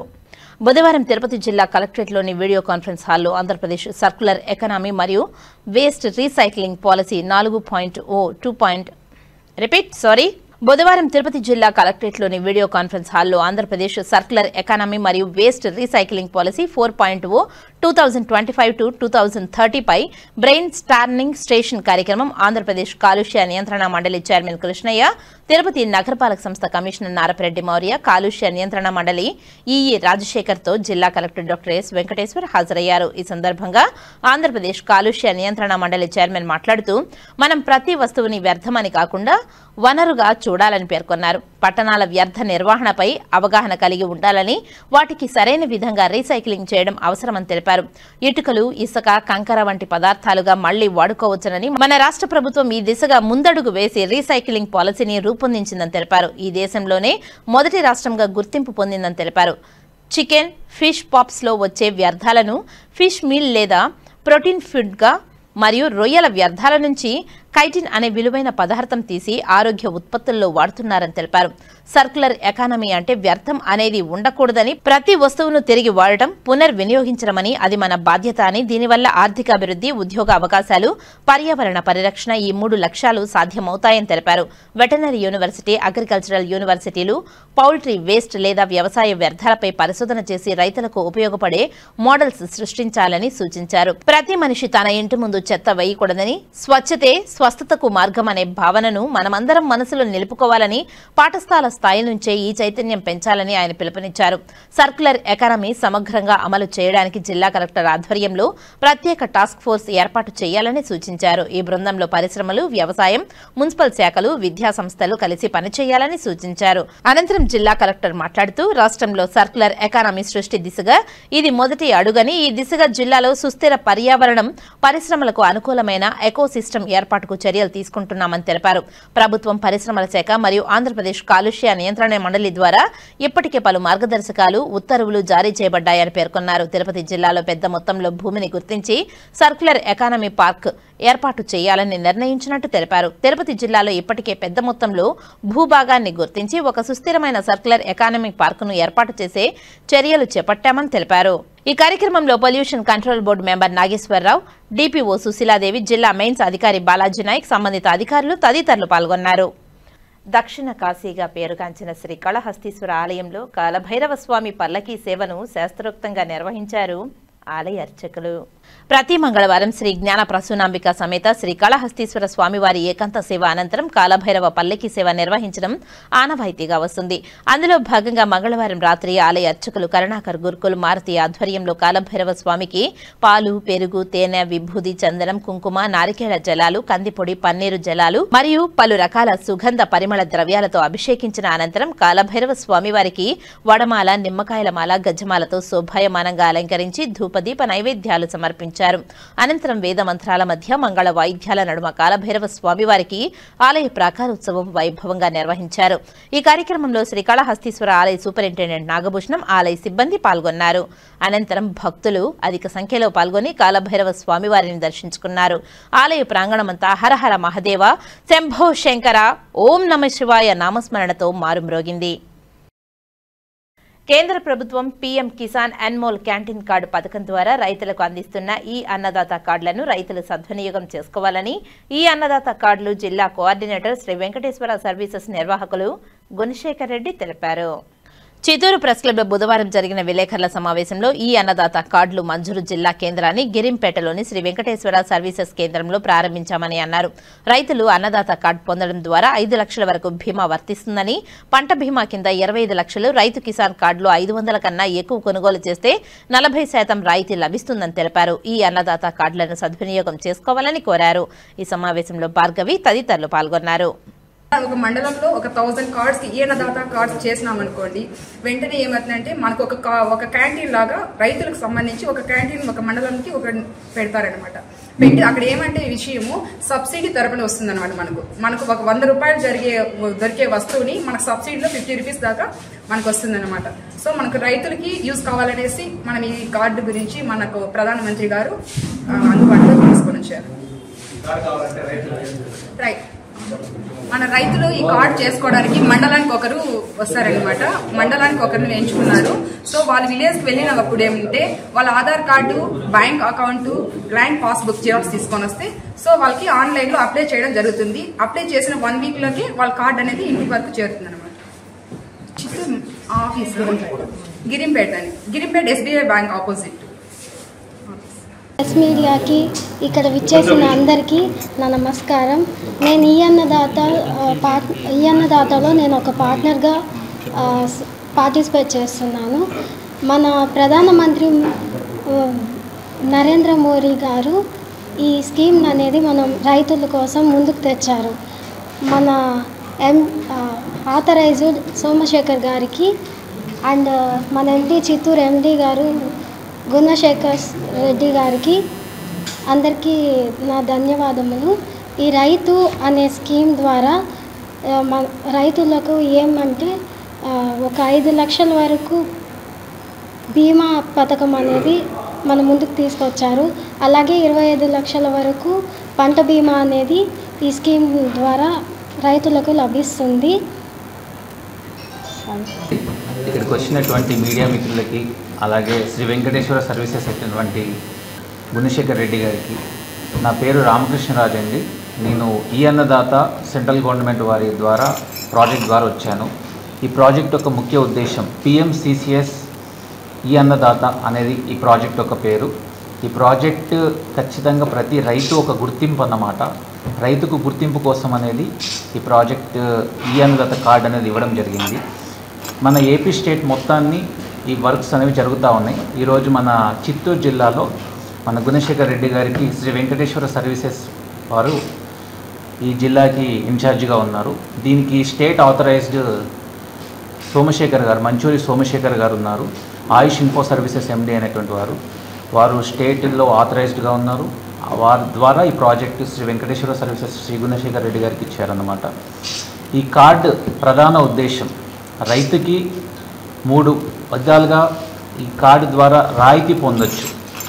గ్రామ స్థాయిలో ప్రతి ఒక్క ఏది పరికరాలు కానీ వ్యవసాయ పనిముట్లు కానీ 5 నుంచి 40% వరకు రాయితీ పొందొచ్చు. అలాగే పంట బీమా, ప్రమాద బీమా. ఈ ప్రమాద బీమా, పంటలో ప్రమాద బీమా వచ్చేసి 25 లక్షల వరకు వాళ్ళు ఎంత పంట వేసినా 80% వరకు వర్తిస్తుంది. అలాగే ఇంకా ఈ కార్డు ద్వారా ఫ్యూచర్లో వచ్చే అన్ని పథకాలు ఆ కార్డులోనే ఉంటాయి. ఇది దీని యొక్క ముఖ్య ఉద్దేశం. ప్రతి ఒక్క రైతుని 2047 నాటికి మన ప్రధాని నరేంద్ర మోడీ గారు ఫార్మర్ని రైతే రాజుగా చూడాలని ఒక నినాదంతో ఈ ప్రాజెక్ట్ని ముందుకు తీసుకొచ్చారు. PMCCS ప్రధానమంత్రి చౌదరి చరణ్ సింగ్ స్కీమ్ ద్వారా దీన్ని అమలుపరిచారు. అలాగే దీని గురించి మన స్టేట్లో ఉన్న డిస్టిక్ ఇన్ఛార్జ్ అయినటువంటి గుణశేఖర్ రెడ్డి గారు. అందరికీ నమస్కారం. నా పేరు టి గుణశేఖర్ రెడ్డి. గౌరవులైన నరేంద్ర మోడీ గారికి, మన రాష్ట్ర ముఖ్యమంత్రి చంద్రబాబు నాయుడు గారికి, ప్రెస్ వాళ్ళకి, సభ్యులకి నా నమస్కారము.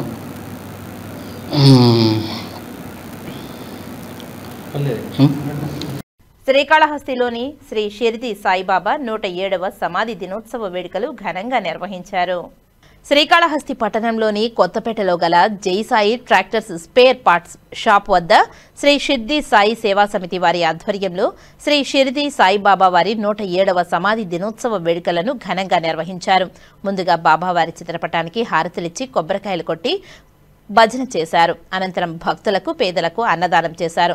ఈ సందర్భంగా శ్రీ షిరిడి సాయి సేవా సమితి వారు మాట్లాడుతూ బాబావారు 1918వ సంవత్సరం అక్టోబర్ 15వ తేదీన విజయదశమి పర్వదినాన మంగళవారం 2:30 సమాధి చేయడం జరిగిందని, నాటి నుండి నేటి వరకు ఈ రోజును భక్తులందరూ ఎంతో పవిత్రంగా భావించి బాబావారిని స్మరించుకుంటూ భక్తి శ్రద్ధలతో పూజలను నిర్వహిస్తున్నారని, తాము కూడా గత 20 సంవత్సరాలుగా ఈ రోజును ఘనంగా నిర్వహించుకుంటూ భక్తులకు, పేదలకు అన్నదాన కార్యక్రమం కూడా నిర్వహిస్తున్నట్టు వారు తెలిపారు. ఈ కార్యక్రమంలో జగదీష్ రెడ్డి తదితరులు పాల్గొన్నారు. ఈరోజు బాబావారు సమాధి దినోత్సవం. బాబావారు 1918వ సంవత్సరం అక్టోబర్ 15వ తారీఖు విజయదశమి పర్వదినాన మంగళవారం మధ్యాహ్నం 2:30 సమాధి చెందారు. మామూలుగా షిరిడితో పాటు యావత్ మందిరాల్లో తిథి ప్రకారం విజయదశమి రోజు జరుపుకుంటారు. ఆ తేదీ ప్రకారం కూడా నిర్వహించుకోవాలని భక్తులందరం కలిసి బాబావారి యొక్క ఆ తేదీ ప్రకారం అక్టోబర్ 15వ తారీఖును కూడా మేము ప్రతి సంవత్సరం 20 సంవత్సరాలుగా సెలబ్రేట్ చేస్తున్నాం. ఈరోజు కూడా అదేవిధంగా బాబావారి పేరున అన్నదాన కార్యక్రమం, సాయంత్రం భజన కార్యక్రమం మందిరంలో ఏర్పాటు చేయడం జరిగింది. ఇదే విధంగా ప్రతి సంవత్సరం కూడా నిర్వహించాలని చేస్తున్నాం. భక్తుల సహాయ సహకారాలతో ఇది నిత్యము ఇలాగే జరుగుతుందని, బాబావారి అనుగ్రహం అందరి మీద ఎల్లవేళలా ఉండాలని కోరుకుంటున్నాం. శ్రీకాళహస్తి పట్టణంలో టపాకాయల నిర్వహణ ఏర్పాట్లపై ఆర్డీఓ భానుప్రకాష్ రెడ్డి అధికారులు, దుకాణదారులతో సమీక్షా సమావేశాన్ని నిర్వహించారు. శ్రీకాళహస్తిలోని ఎంపీడీఓ కార్యాలయంలో దీపావళి టపాకాయల విక్రయ దుకాణాలకు సంబంధించిన డివిజన్ స్థాయిలో అధికారులతో ఆర్డీఓ భానుప్రకాష్ రెడ్డి సమీక్షా సమావేశం నిర్వహించారు. ఈ సమావేశంలో శ్రీకాళహస్తి, రేణిగుంట, పిచ్చాటూరి ఎంఆర్ఓలు, ఎంపీడీఓలు మరియు దుకాణదారులు పాల్గొన్నారు. ఈ సందర్భంగా ఆర్డీఓ భానుప్రకాష్ రెడ్డి మాట్లాడుతూ దీపావళి సందర్భంగా ఏర్పాటు చేసిన టపాకాయల దుకాణదారులు వారికి సూచించిన ప్రదేశాలలో మాత్రమే దుకాణాలు నిర్వహించుకోవాలని సూచించారు. పిచ్చాటూరులో కళాశాల మైదానంలో షాపులకు అనుమతులు ఇస్తున్నట్టు ఆయన తెలియజేశారు. 17, 18 తేదీలలో ఉదయం 9:30 నుండి రాత్రి 7 గంటల వరకు, 19, 20 తేదీలలో ఉదయం 9 గంటల నుండి రాత్రి 9 గంటల వరకు, 21వ తేదీ సాయంత్రం 6 గంటల తర్వాత దుకాణాలలో అమ్మకాలు నిషేధిస్తున్నట్లు ఆయన తెలియజేశారు. ఎవ్వరూ కూడా నిబంధనలను అతిక్రమిస్తే సహించేది లేదని, అటువంటి వారిపై కఠినమైన చర్యలు తీసుకుంటామని ఆయన తెలియజేశారు. ఈ కార్యక్రమంలో శ్రీకాళహస్తి డీఎస్పీ నరసింహమూర్తి, రేణిగుంట డీఎస్పీ శ్రీనివాసరావు తదితరులు పాల్గొన్నారు. ఈ మీటింగ్లో మొత్తానికి 3 డెసిషన్స్ అయితే తీసుకోవడం జరిగింది. ఒకటి వచ్చేసి గ్రౌండ్ ఫైనలైజేషన్, రెండోది వచ్చేసి ఏ రోజు నుంచి ఏ రోజు వరకు, మూడోది వచ్చేసి అనాథరైజ్డ్ లొకేషన్స్లో జరిగితే చట్టపరమైన చర్యలు అయితే తీసుకోవడం జరుగుతుంది. మొదటిది వచ్చేసి గ్రౌండ్స్ అయితే ఫైనలైజ్ చేయడం జరిగింది. శ్రీకాళహస్తి డివిజన్ మొత్తం గాను 6 లొకేషన్లు అయితే అమ్మడం జరుగుతుంది. 6 లొకేషన్లో కూడా రేణిగుంటలో వచ్చేసి పంచాయతీరాజ్ గ్రౌండ్, ఏర్పేడులో వచ్చేసి 3 లొకేషన్స్, వికృతిమల, పాపనాయుడుపేట, ఏర్పేడు, మరియు కాళహస్తిలో వచ్చేసి ప్రభుత్వ జూనియర్ కాలేజ్, బస్టాండ్ వెనకాల మద్రాస్ బస్టాండ్ వెనకాల ఉన్న ప్రభుత్వ జూనియర్ కాలేజీలో 14 షాపులు, మరియు నాగలాపురంలో వచ్చేసి అగ్రికల్చర్ మార్కెటింగ్ కమిటీ, నారాయణవనంలో వచ్చేసి స్కూల్ ప్లే క్రికెట్ గ్రౌండ్ అనేసి చెప్తున్నారు. సో పిచ్చాటూరులో కూడా క్రికెట్ గ్రౌండ్లోనే పెడుతున్నారు. సో మన దగ్గర వచ్చేసి ఏ సింగిల్ లొకేషన్లో కూడా నాట్ మోర్ దెన్ 15 షాప్స్ అయితే ఉంటాయి. ఇక్కడ కూడా ప్రతి షాప్కి మధ్యన కన్సర్న్ 5 to 10 feet మధ్యలో డిస్టెన్స్ ఉండే విధంగా చర్యలు తీసుకోవడం జరుగుతుంది. రెండోది వచ్చేసి రేపు అంటే 17వ తారీఖు నుంచి 21వ తారీఖు వరకు పర్మిషన్స్ అయితే ఇస్తాము. అది కూడా డెడికేటెడ్ టైం లైన్స్ అయితే పెట్టడం జరిగింది. 17వ తారీఖు ఉదయం 9:30 నుంచి సాయంత్రం 7:30 వరకు, 18వ తారీఖు ఉదయం 9:30 నుంచి సాయంత్రం 7:30 వరకు, 19వ తారీఖు తర్వాత రోజు పండుగ అవడం కారణాన ఉదయం 9:30 నుంచి సాయంత్రం 9:30 వరకు, 20వ తారీఖు కూడా ఉదయం 9:30 నుంచి సాయంత్రం 9:30 వరకు పెట్టి, 21వ తారీఖు సాయంత్రం 6 తర్వాత ఏ షాప్లో కానీ ఏ విధమైన అన్ఆథరైజ్డ్ కానీ ఆథరైజ్డ్ షాప్స్ కూడా ఏవి కూడా డిస్ఫంక్షనల్ అయిపోతాయి. సో ఇవైతే అందరికీ కూడా సభాముఖంగా తెలియజేయడం జరిగింది. అందరు టెంపరీ లైసెన్స్ వాళ్ళు, అన్ని డిపార్ట్మెంట్స్ వాళ్ళు ఒప్పుకున్నారు. దీనికి సమన్వయంగా సంయుక్తంగా ఒప్పుకున్నారు. కాబట్టి ఇప్పుడు ఈ దీపావళికి సంబంధించింది అందరికీ కూడా మీ ద్వారా తెలియజేయడం ఏమనగా, ప్రతి ఒక్కరు కూడా తగు చర్యలు తీసుకుని సేఫెస్ట్ హ్యాండ్స్ తోటి, క్లీన్ హ్యాండ్స్ తోటి నీట్గా దీపావళి సెలబ్రేట్ చేసుకుంటారని కోరుకుంటూ అందరికీ happy Deepavali. Thank you. Deepavali సందర్భంగా శ్రీకాళహస్తీశ్వర ఆలయంలో ఈ నెల అక్టోబర్ 21వ తేదీన మంగళవారం నాడు కేదార గౌరీ వ్రతాన్ని నిర్వహించనున్నట్లు ఆలయ అధికారులు ఒక ప్రకటనలో తెలిపారు. దీపావళి పర్వదినం ఘడియలు 2 రోజులు రావడంతో లక్ష్మీ పూజ ఏ రోజు చేయాలని భక్తులు సందిగ్ధంలో ఉన్న దృష్ట్యా ఆలయ అధికారులు 21వ తేదీన గౌరీ వ్రతమని 500 రూపాయలు రాహుకేతు మండపంలో ఈ వ్రతం నిర్వహించనున్నట్లు వివరించారు. అలాగే కార్తీక మాసం ఈ నెల అక్టోబర్ 22వ తేదీ నుండి ప్రారంభం కానున్న సందర్భంగా 17వ తేదీ ఉద్యోగుల సమావేశం పరిపాలనా భవనంలోని సమావేశ మందిరంలో ఏర్పాటు చేసినట్లు తెలిపారు. ఈ సమావేశానికి కార్తీక మాసంలో ప్రత్యేక విధులు కేటాయించిన సిబ్బంది, ప్రధాన అర్చకులు, సంబంధిత విభాగాల ఉద్యోగులు అందరూ హాజరు కావాలని తెలియజేశారు. నమః శివాయ. కైలాసవాసి భగవాన్ శ్రీ కాళహస్తీశ్వర శివ కరోతి నిత్య కళ్యాణం కరుణావరుణాలయ శ్రీ జ్ఞానప్రసూనాంబా సమేత శ్రీ కాళహస్తీశ్వర స్వామినే నమః. శ్రీ జ్ఞానప్రసూనాంబా సమేత శ్రీ కాళహస్తీశ్వర స్వామి వారి యొక్క క్షేత్రమందు ఆశ్వీజ బహుళ అమావాస్య రోజున అనగా 21వ తారీఖున మంగళవారం రోజున ఉదయం నుండి కూడా శ్రీ కేదార గౌరీ వ్రతము అత్యంత వైభవపేతంగా 500 రాహుకాల మండపమునందు కృష్ణదేవరాయ మండపమునందు విశేషంగా నిర్వహించబడును. ఈ కేదార గౌరీ వ్రతములలో భక్తులందరూ కూడా అధిక సంఖ్యలో పాల్గొని కేదార గౌరీ యొక్క ఆశీస్సులు పొందవలెను. అలాగే ముందు రోజున నరక చతుర్దశి, సోమవారం నరక చతుర్దశి, మరుసటి రోజున మంగళవారం రోజున దీపావళి అమావాస్య. ఈ దీపావళి అమావాస్య రోజున విశేషంగా కేదార గౌరీ వ్రతములు అత్యంత వైభవపేతంగా కూడా కృష్ణదేవరాయ మండపం నుండి విశేషంగా నిర్వహించబడను. కావున స్త్రీలందరూ కూడా వచ్చి ఈ కేదార గౌరీ వ్రతంలో పాల్గొని అమ్మవారి యొక్క ఆశీస్సులు పొంది దీర్ఘ సౌమంగళ్యతమును పొందవలసినదిగా కోరడమైనది. ఓం నమః శివాయ. శ్రీకాళహస్తి స్థానిక ఎంపీడీఓ కార్యాలయంలో డీవీఎంసీ సమీక్షా సమావేశం నిర్వహించారు. శ్రీకాళహస్తిలోని ఎంపీడీఓ కార్యాలయంలో ఆర్డీఓ భానుప్రకాష్ రెడ్డి అధ్యక్షతన అధికారులతో డీవీఎంసీ సమీక్షా సమావేశాన్ని నిర్వహించారు. ఈ సమీక్షా సమావేశంలో డివిజన్లోని వివిధ శాఖల అధికారులు పాల్గొన్నారు. ఈ సందర్భంగా ఆర్డీఓ భానుప్రకాష్ రెడ్డి మాట్లాడుతూ ప్రతి 3 నెలలకు ఒకసారి డీవీఎంసీలపై అధికారులతో సమీక్షా సమావేశం నిర్వహిస్తామని ఆయన తెలియజేశారు. ఈ సమావేశం ముఖ్య ఉద్దేశం గత 3 నెలల్లో ప్రజల నుండి వచ్చిన సమస్యలు మరియు వాటి పరిష్కరణపై చర్చించి తగు న్యాయం చేస్తామని ఆయన తెలిపారు. నేడు 2 మీటింగ్స్ పెట్టుకోవడం జరిగింది. ఒకటి డివిఎంసీ మీటింగ్ మరియు రెండోది వచ్చేసి దీపావళికి సంబంధించిన coordination meeting. DVMC meeting statutory meeting కాబట్టి ప్రతి 3 నెలలకు ఒకసారి పెట్టడం జరిగింది. థర్డ్ క్వార్టర్కి సంబంధించిన మీటింగ్ ఈరోజు జరగడం జరిగింది. దానికి సంబంధించి ప్రివెన్షన్ ఆఫ్ అట్రాసిటీస్ యాక్ట్ సంబంధించి ఏమన్నా కేసులు లాస్ట్ 3 నెలలు గడిచిన 3 నెలలు ఏమన్నా జరిగితే వాటికి సంబంధించిన కాంపన్సేషన్ ఏమన్నా వచ్చిందా లేదా అనే దానిపై చర్చించడం జరిగింది. తిరుపతి నగరపాలక సంస్థ కార్యాలయంలో బుధవారం సాయంత్రం ఘనంగా ఆయుధ పూజ నిర్వహించారు. ఎమ్మెల్యే ఆరణి శ్రీనివాసులు, తిరుపతి నగరపాలక సంస్థ commissioner Narapa Reddy Maurya, Yadav corporation chairman Narasimha Yadav, deputy mayor RC Munikrishna, corporator Narayana, రజక కార్పొరేషన్ డైరెక్టర్ కరాటే చంద్ర, తాతయ్యగుంట గంగమ్మ గుడి చైర్మన్ మహేష్ యాదవ్ అధికారులు పాల్గొని వాహనాలకు పూజలను నిర్వహించారు. ఈ సందర్భంగా ఎమ్మెల్యే ఆరణి శ్రీనివాసులు మాట్లాడుతూ విజయదశమి సందర్భంగా నగరపాలక సంస్థలో అన్ని వాహనాలకు 3 కోట్ల రూపాయలతో కొనుగోలు చేసిన వాహనాలకు పూజలు నిర్వహించి ప్రారంభించామని తెలిపారు. రోడ్ రిపేర్ మిషన్, లాడర్, ఇంటింటి చెత్త సేకరణకు విజయదశమిలో మనం వినియోగించే పనిముట్లు, యంత్రాలకు పూజలు నిర్వహిస్తామని తెలిపారు. మనం చేసే పనుల్లో ఎటువంటి ఇబ్బందులు కలగకుండా విజయాలు చేకూర్చాలని అమ్మవారిని ప్రార్థిస్తామని తెలిపారు. స్వచ్ఛ సర్వేక్షణలో అవార్డులు సాధించడం సంతోషమని అన్నారు. కమిషనర్తో పాటు అధికారులు, సిబ్బంది బాగా పనిచేస్తున్నారని కొనియాడారు. కమిషనర్ నారపరెడ్డి మౌర్య మాట్లాడుతూ 15వ ఫైనాన్స్ క్రింద జేసీబీలు, లాడర్, ఇంటింటి చెత్త సేకరణకు 3 ఆటోలు, రోడ్ రిపేర్ మిషన్ కొనుగోలు చేయడం జరిగిందని తెలిపారు. తిరుపతి నగరంలో పారిశుద్ధ్యం పనులు మరింత మెరుగ్గా చేపడుతున్నామని తెలిపారు. ఈ కార్యక్రమంలో deputy commissioner Amaraiah, superintendent engineer Shyamasundar, municipal ఇంజనీర్లు Tulasi Kumar, Gomathi, health officer doctor Yuva Anvesh Reddy, DCP Khan, municipal సిబ్బంది తదితరులు పాల్గొన్నారు. ఓం నమో వెంకటేశాయ. విజయదశమి సందర్భంగా తిరుపతి నగరపాలక సంస్థలో వివిధ రకాలైన యంత్రాలకు, అదేవిధంగా కొత్తగా విచ్చేసిన 3 కోట్ల 5 లక్షల మిషనరీలకు, ఒక ప్యాచ్ మిషన్ 1.5 crore, తార్ రోడ్లు, సీసీ రోడ్లు ప్యాచ్లు వేసేది మిషన్ 1.5 కోటి, జేసీబీలు 2 80 లక్షలు, అదేవిధంగా హైలైట్స్ దానికి వేరే 60 లక్షలు, 80 లక్షలతో మొత్తం 3 కోట్ల 5 లక్షల రూపాయలతో కొత్త మిషన్లు కూడా కొని ఈరోజు విజయదశమి సందర్భంగా పూజలు వేయడం చాలా సంతోషంగా ఉంది.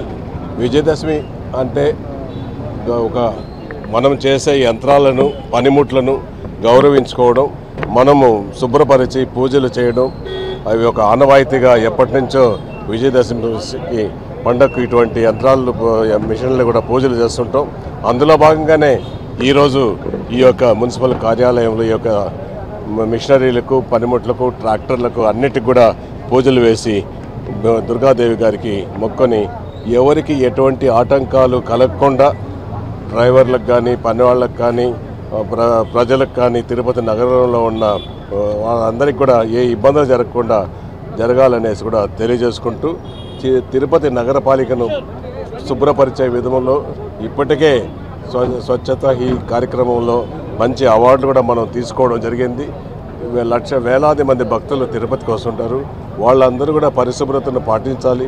ఖచ్చితంగా కూడా తిరుపతి నగరపాలికలో పరిశుభ్రత పాటించి ఎటువంటి ఇబ్బందులు లేకుండా చేసే బాధ్యత తీసుకుంటామనేసి మున్సిపల్ అధికారులు, అందరూ ఇంజనీర్లు, కమిషనర్ గారు ముఖ్యంగా ఆహ్వానితులు కష్టపడుతున్న వారికి కూడా ఈ యొక్క సందర్భంగా కృతజ్ఞతలు తెలియజేసుకుంటూ ఈ యొక్క విజయదశమి విజయ దుర్గమ్మ తల్లి ఆశీస్సులు అందరికీ కలగాలని మనస్ఫూర్తిగా కోరుకుంటున్నాం. నగరపాలక సంస్థ ఆయుధ పూజని ఘనంగా కూడా నిర్వహించడం, నూతనంగా కూడా కొత్త వాహనాలని తిరుపతి అభివృద్ధి పథంలో భాగంగా కొత్త వాహనాలను కూడా కొనుగోలు చేసి అందుబాటులోకి తీసుకురావడం, ఈ సందర్భంగా కూడా నగరపాలక సంస్థ కమిషనర్ గారికి, అధికారులకు, అదేవిధంగా తిరుపతి ఎమ్మెల్యే గారికి అందరూ కూడా ప్రజలందరికీ కూడా శుభాకాంక్షలు తెలియజేస్తూ మరిన్ని అభివృద్ధి కార్యక్రమాలతో తిరుపతి ముందు కూడా సాగే విధంగా అటు నారా చంద్రబాబు నాయుడు గారు, నారా లోకేష్, పవన్ కళ్యాణ్ గారి ఆధ్వర్యంలో తిరుపతి అనేక విధాలు కూడా అభివృద్ధి పదంలో నడిచేదానికి శ్రీకారం చుడుతూ ఉన్నారు. రాబోయే రోజుల్లో కూడా ఈరోజు కూడా చంద్రబాబు నాయుడు గారు తిరుపతి ప్రాంతాన్ని, రాయలసీమలో ముఖ్యంగా కూడా ప్రసిద్ధ పుణ్యక్షేత్రాన్ని అన్ని రంగాల్లో కూడా ముందుకు తీసుకెళ్తామని కూడా ఈరోజు చంద్రబాబు నాయుడు గారు హామీ ఇవ్వడం జరిగిందని కూడా ఈ సందర్భంగా ప్రజలకు తెలియజేస్తూ సెలవు తీసుకుంటాం. 15th ఫైనాన్స్ కమిషన్ కింద 2 జేసీబీలు, 1 స్కై లాడర్ పెట్టి వాటిని ప్రొక్యూర్ చేయడం జరిగింది. అలాగే జనరల్ ఫండ్ కింద 3 door to door autos, everyday door to door కలెక్షన్కి కొంచెము రిపేర్స్ రెగ్యులర్గా రావడంతో డోర్ టు డోర్ ఆటోస్ వెళ్ళకపోవడం వల్ల ఈ 3 కూడా జనరల్ ఫండ్లో ప్రొక్యూర్ చేసి, అలాగే 1 పాట్ హోల్ మిషన్. సో అది పాట్ హోల్స్ ఎక్కడైనా పాట్ హోల్స్ ఉన్నప్పుడు ఈ మిషన్తోనే మనం పాట్ హోల్స్కి వేయడం జరుగుతుంది. అవి కూడా ప్రొక్యూర్ చేయడం జరిగింది. వార్తలు ముగించే ముందు ముఖ్యాంశాలు మరోసారి. ఆంధ్రప్రదేశ్ సర్కులర్ ఎకానమీ మరియు వేస్ట్ రీసైక్లింగ్ పాలసీ 2025 to 2030 పై బ్రెయిన్ స్టార్మింగ్ సెషన్. సర్కులర్ ఎకానమీపై విస్తృత ప్రచారం చేయాలన్న ఆంధ్రప్రదేశ్ కాలుష్య నియంత్రణ మండలి చైర్మన్ కృష్ణయ్య. తిరుపతి జిల్లాలో సర్కులర్ ఎకానమీ ఏకో సిస్టమ్ ఏర్పాటుకు చర్యలు ప్రారంభమైందన్న జిల్లా collector doctor S Venkateshwar.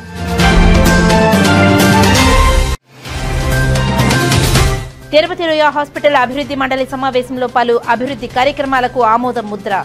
December మాసంలోపు క్రిటికల్ కేర్ యూనిట్ బిల్డింగ్ పూర్తి చేయాలని అధికారులకు ఆదేశాలిచ్చిన జిల్లా కలెక్టర్ డాక్టర్ ఎస్ వెంకటేశ్వర్. తన వంతు సహకారం అందిస్తానన్న ఎమ్మెల్యే ఆరణి శ్రీనివాసులు. అంగన్వాడీ టీచర్లు, ఏఎన్ఎంలకు విద్యార్థులకు భోజనానికి ముందు ప్రతిసారి ఎలా చేతులు శుభ్రం చేసుకోవాలి అనే విషయాలపై అవగాహన కల్పించాలి. గ్లోబల్ హ్యాండ్ వాషింగ్ డే సందర్భంగా హ్యాండ్ వాషింగ్ డే పోస్టర్లను విడుదల చేసిన తిరుపతి జిల్లా కలెక్టర్ డాక్టర్ ఎస్ వెంకటేశ్వర్.